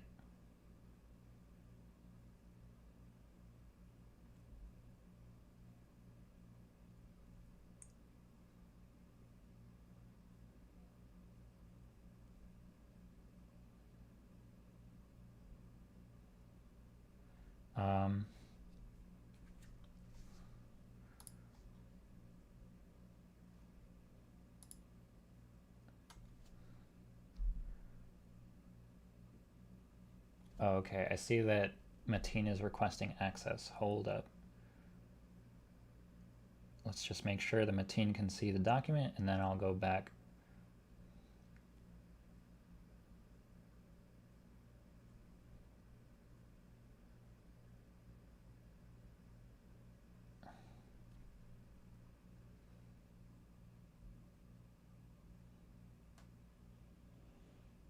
Okay. So I really like what the authors say here at the very end, although this is like their own personal opinion, right? This is their own personal judgment. And they say ultimately, the trade off between economic incentives and welfare objectives is a matter of judgment, which has to be resolved politically and not by economists. The normative argument, in our view, was the only valid form of argument. Theoretical mumbo jumbo was essentially deceptive. So, do you remember when we were looking at the notes, right? And the notes say theory is normative, right? Theory is how life should be conducted. But economists like Friedman, or who are like market liberals, they are constantly obfuscating this fact that theory is normative, right? They're trying to act like they're not actually instituting any norms at all.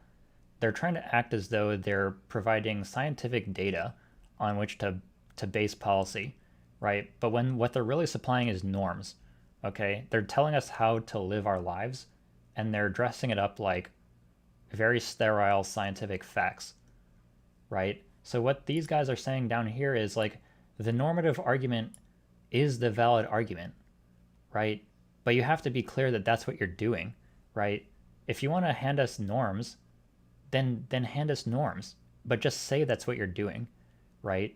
But the fact is these neoliberals and these market liberals will never do that, because once they put it in those explicit terms, no one will go for it, right? If they come out and say, hey, we think that the way you ought to live your life is you ought to just submit to employers ruling everything around you and determining the outcome of virtually every economic transaction that you ever engage in, right? People would be like, fuck you, right? Because they would be being honest about the fact that they're trying to hand down norms. But what they do instead is they hand down sterile scientific facts, objective facts based on science that essentially point to the exact same conclusion, right? But these authors are saying, you know, the normative argument is the only valid one. When you're attempting to dress it up like this theoretical scientific, you know, observation bullshit, it's deception, right? That's why I think this quote is really good.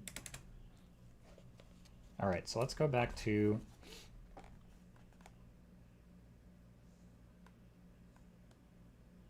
Economics Not a Science 276. It kind of hurts my soul to like jump around this book so much because I wish I could just read it in sequence. I've had this book for a long time, so I kind of have no excuse for having not read it yet, but I was kind of waiting for this episode to really dig into it because, you know, this book is all about the Nobel Prize, and it was going to take me a long time to get to this point in history, so I kind of was saving the book for this episode, but I kind of wished I had read it at this point.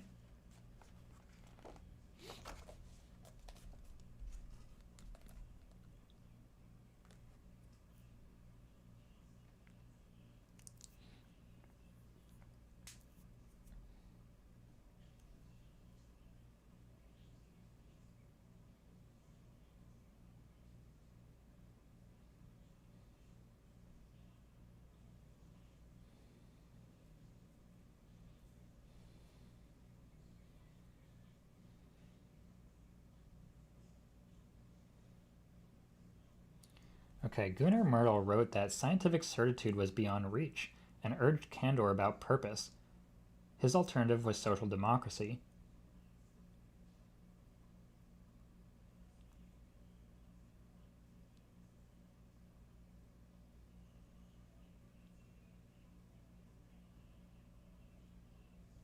Okay, let me start from the page before.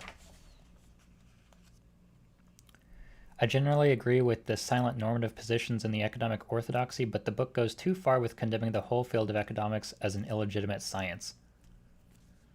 Well, I mean, do you sincerely believe that economics is a science?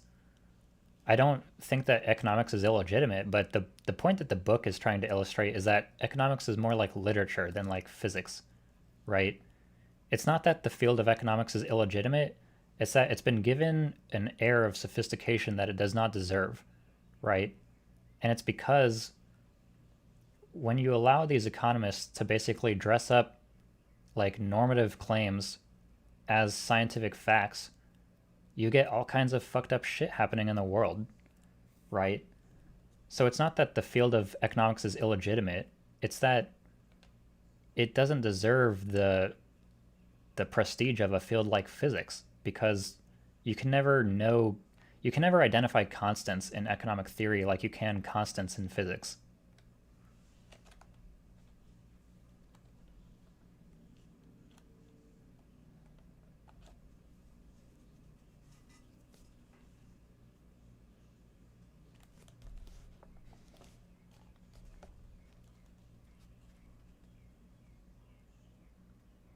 Okay, let me, where did I leave off?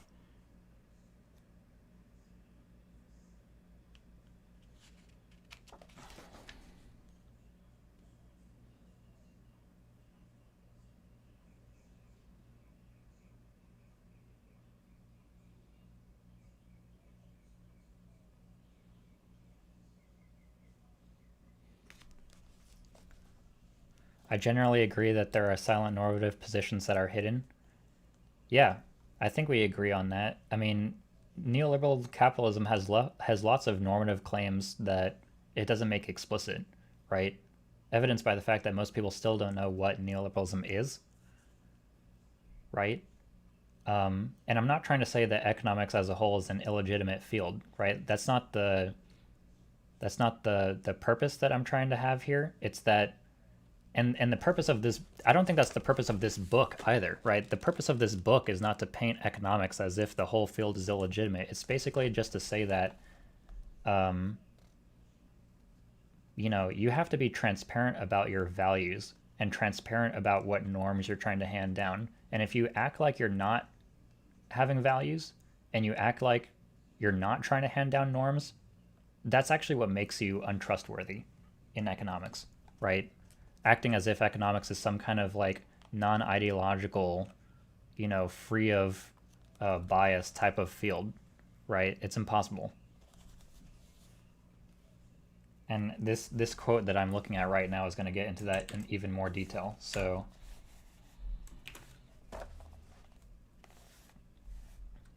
Gunnar Myrdal, this guy's doing a lot of heavy lifting for us today. Gunnar Myrdal wrote that scientific certitude was beyond reach and urged candor about purpose. His alternative was social democracy.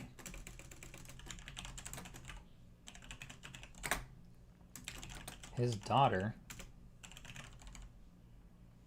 showed how the Myrdals could be here carried away by scientific temptation. Of their joint book of 1934, she wrote. All right, so this is going to be another long block quote, but I think this quote is going to be good. The most astounding points of view, sometimes emanating entirely from their own hopes or fears, are presented as facts. All writers are prone to such overstating, but Alva and Gunnar were so especially certain that what they said was scientific and therefore incontestable.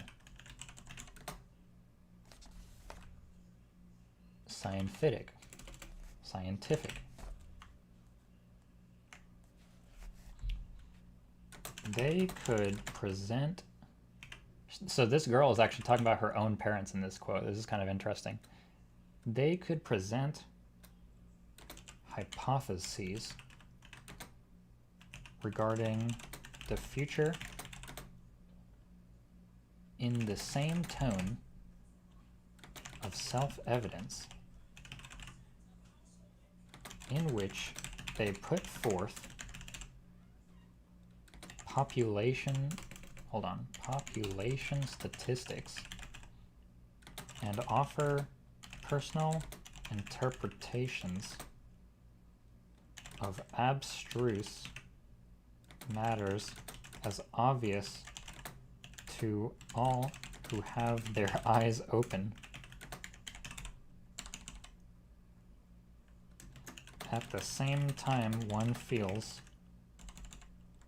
how sharp their aim could be, how much they understood the problems that most people would never be able to sort out, how often they were in fact right, and how forcefully they conveyed the large outlines of a problem while capturing the links between so many circumstances.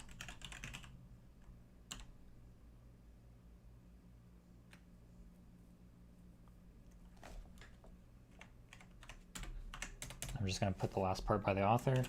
This could be written about a great deal of economics. What is absent, the daughter points out, is scientific grounding.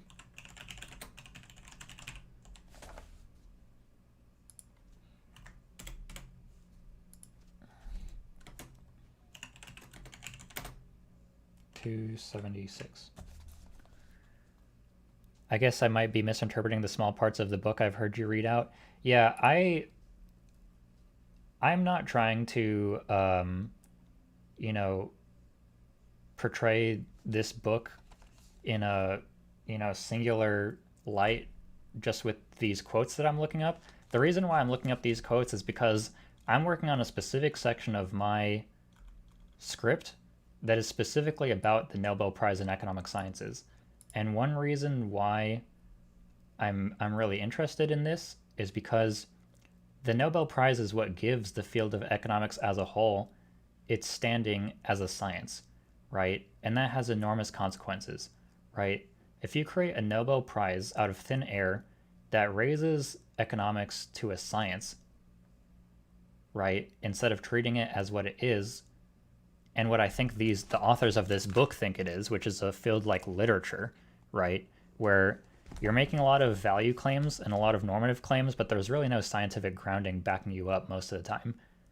If you give a field like that the prestige of a science, then all kinds of weird shit can occur, right, where people like Milton Friedman come out of the woodwork and they assert that a free market is like this natural force that is futile to resist, basically, and the world governments just eat it up because they believe that this is a scientific fact like gravity or something, right? And this guy Gunnar Myrdal, who we've been looking up, he's one of the he's not only one of the biggest critics of the prize, he won the prize on the same day that Friedrich Hayek won his prize in 1974, right? So this guy is like a crucial character in the story. But I mean, the snapshots of the book that I've been taking, they're not representative of the whole book, right? So I might be misrepresenting the book by just, cherry picking these quotes that I'm doing now, but it's for a specific purpose, which is for my script, right? So I just want to say what I'm doing here too.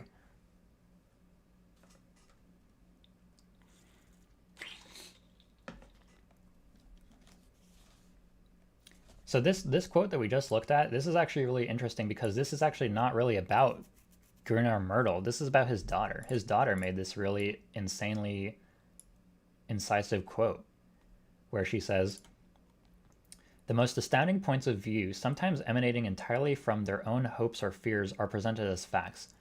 All writers are prone to such overstating, but Alva and Gunnar, her parents, were so especially certain that what they said was scientific and therefore incontestable. They could present hypotheses regarding the future in the same tone of self-evidence in which they could put forth population statistics and offer personal interpretation of abstruse matters as obvious to all who have their eyes open. At the same time, one feels how sharp their aim could be, how much they understood the problems that most people would never be able to sort out, how often they were in fact right, and how forcefully they conveyed the large outlines of a problem while capturing the links between so many circumstances." So yeah, she's basically saying that her own parents were prone to this tendency as well, to just speak as though what they were saying was scientific, when in fact it was their hopes or fears presented as facts. So yeah, that was a good quote, although that wasn't exactly what I was looking for. It was just interesting. Establishment of the prize 99. Let's look at that. Page 99.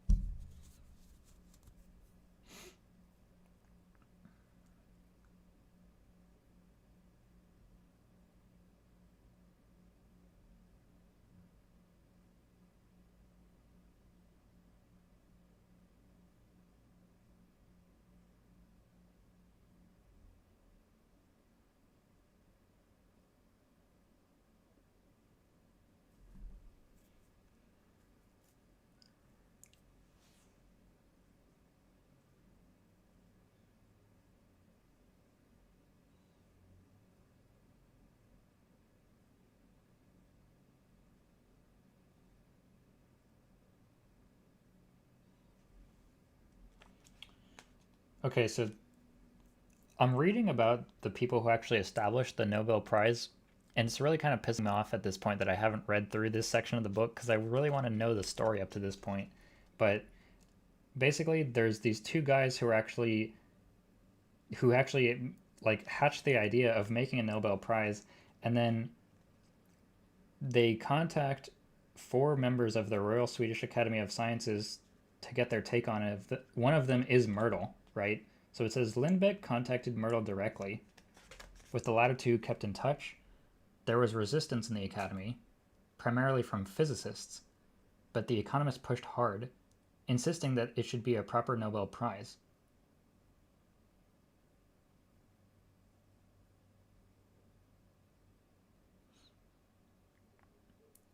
The Nobel Foundation, which managed the prize, was dominated by businessmen.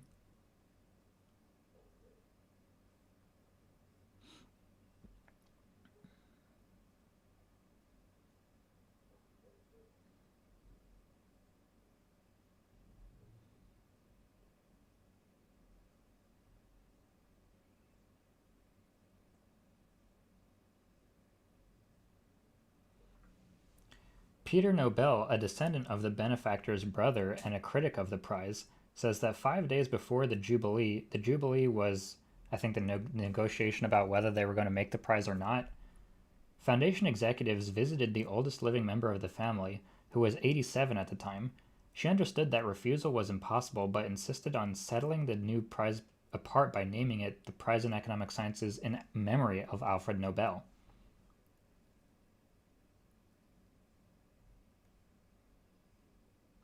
Peter Nobel also believes the foundation was given incentives to cooperate with the Riksbank, either with regard to its tax-free status or over the range of permissible investments.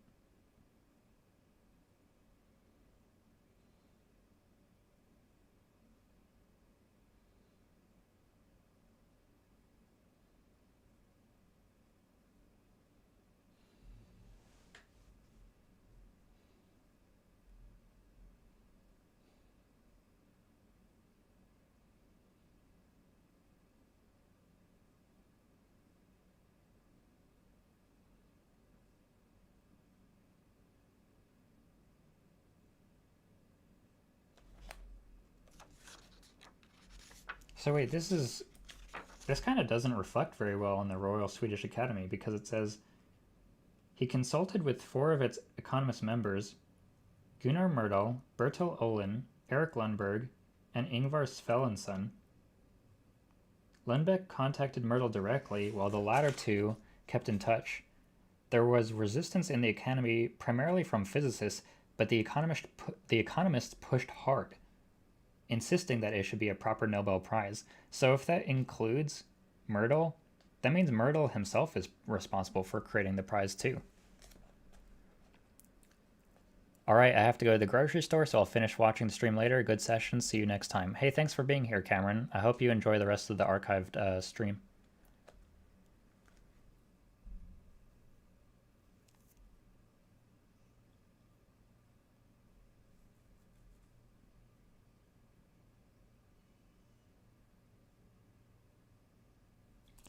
Wow, that's okay.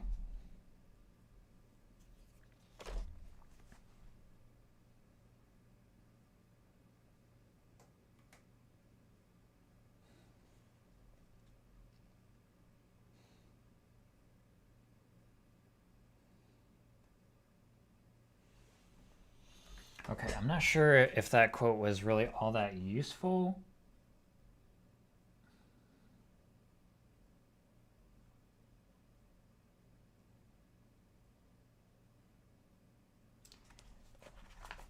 But I don't know. That was actually helpful overall to get these quotes here. I will just copy and paste this and put it in the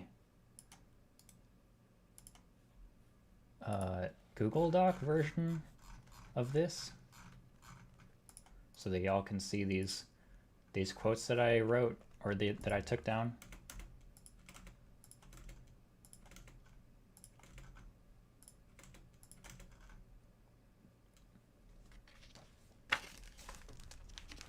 I'm gonna put this away for now.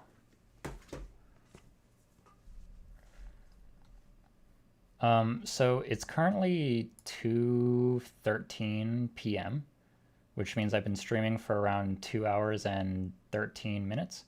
And usually I will call it a day around now. Usually I don't stream for longer than like 2 or 2.5 hours.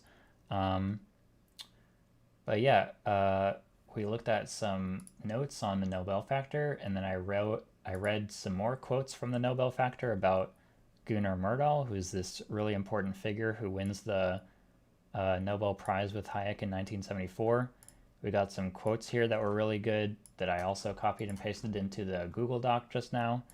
And I think that this is a good stopping point for the stream.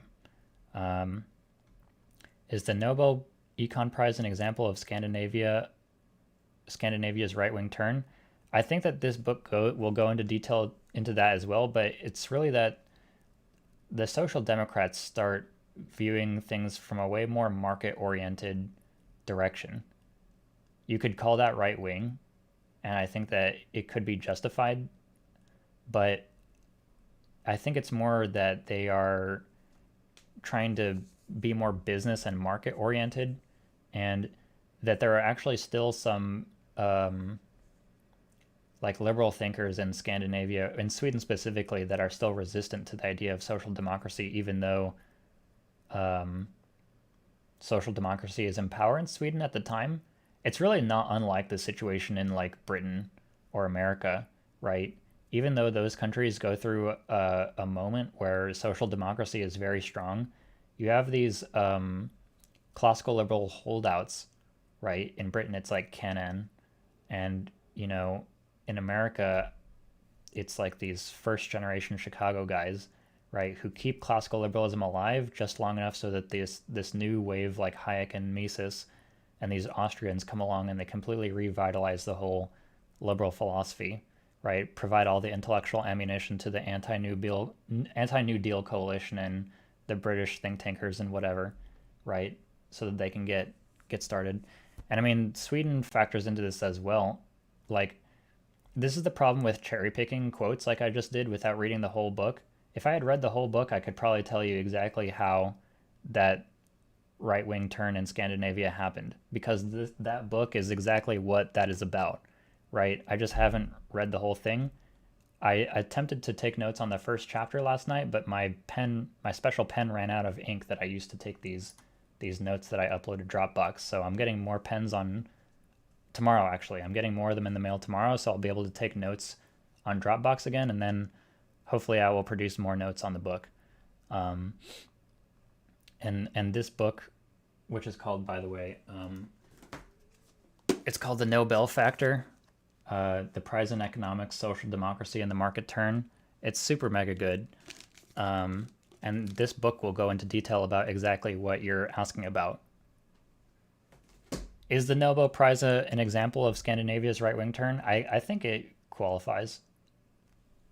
You know, the Nobel Prize had such a massive effect on the reputation of the field of economics as a whole, and I feel that that influence was mostly negative, and it was mostly in service to neoliberalism, which you can argue is a right-wing ideology. I think it's very possible to call neoliberalism a right-wing ideology. I mean, David Collard calls it the new right.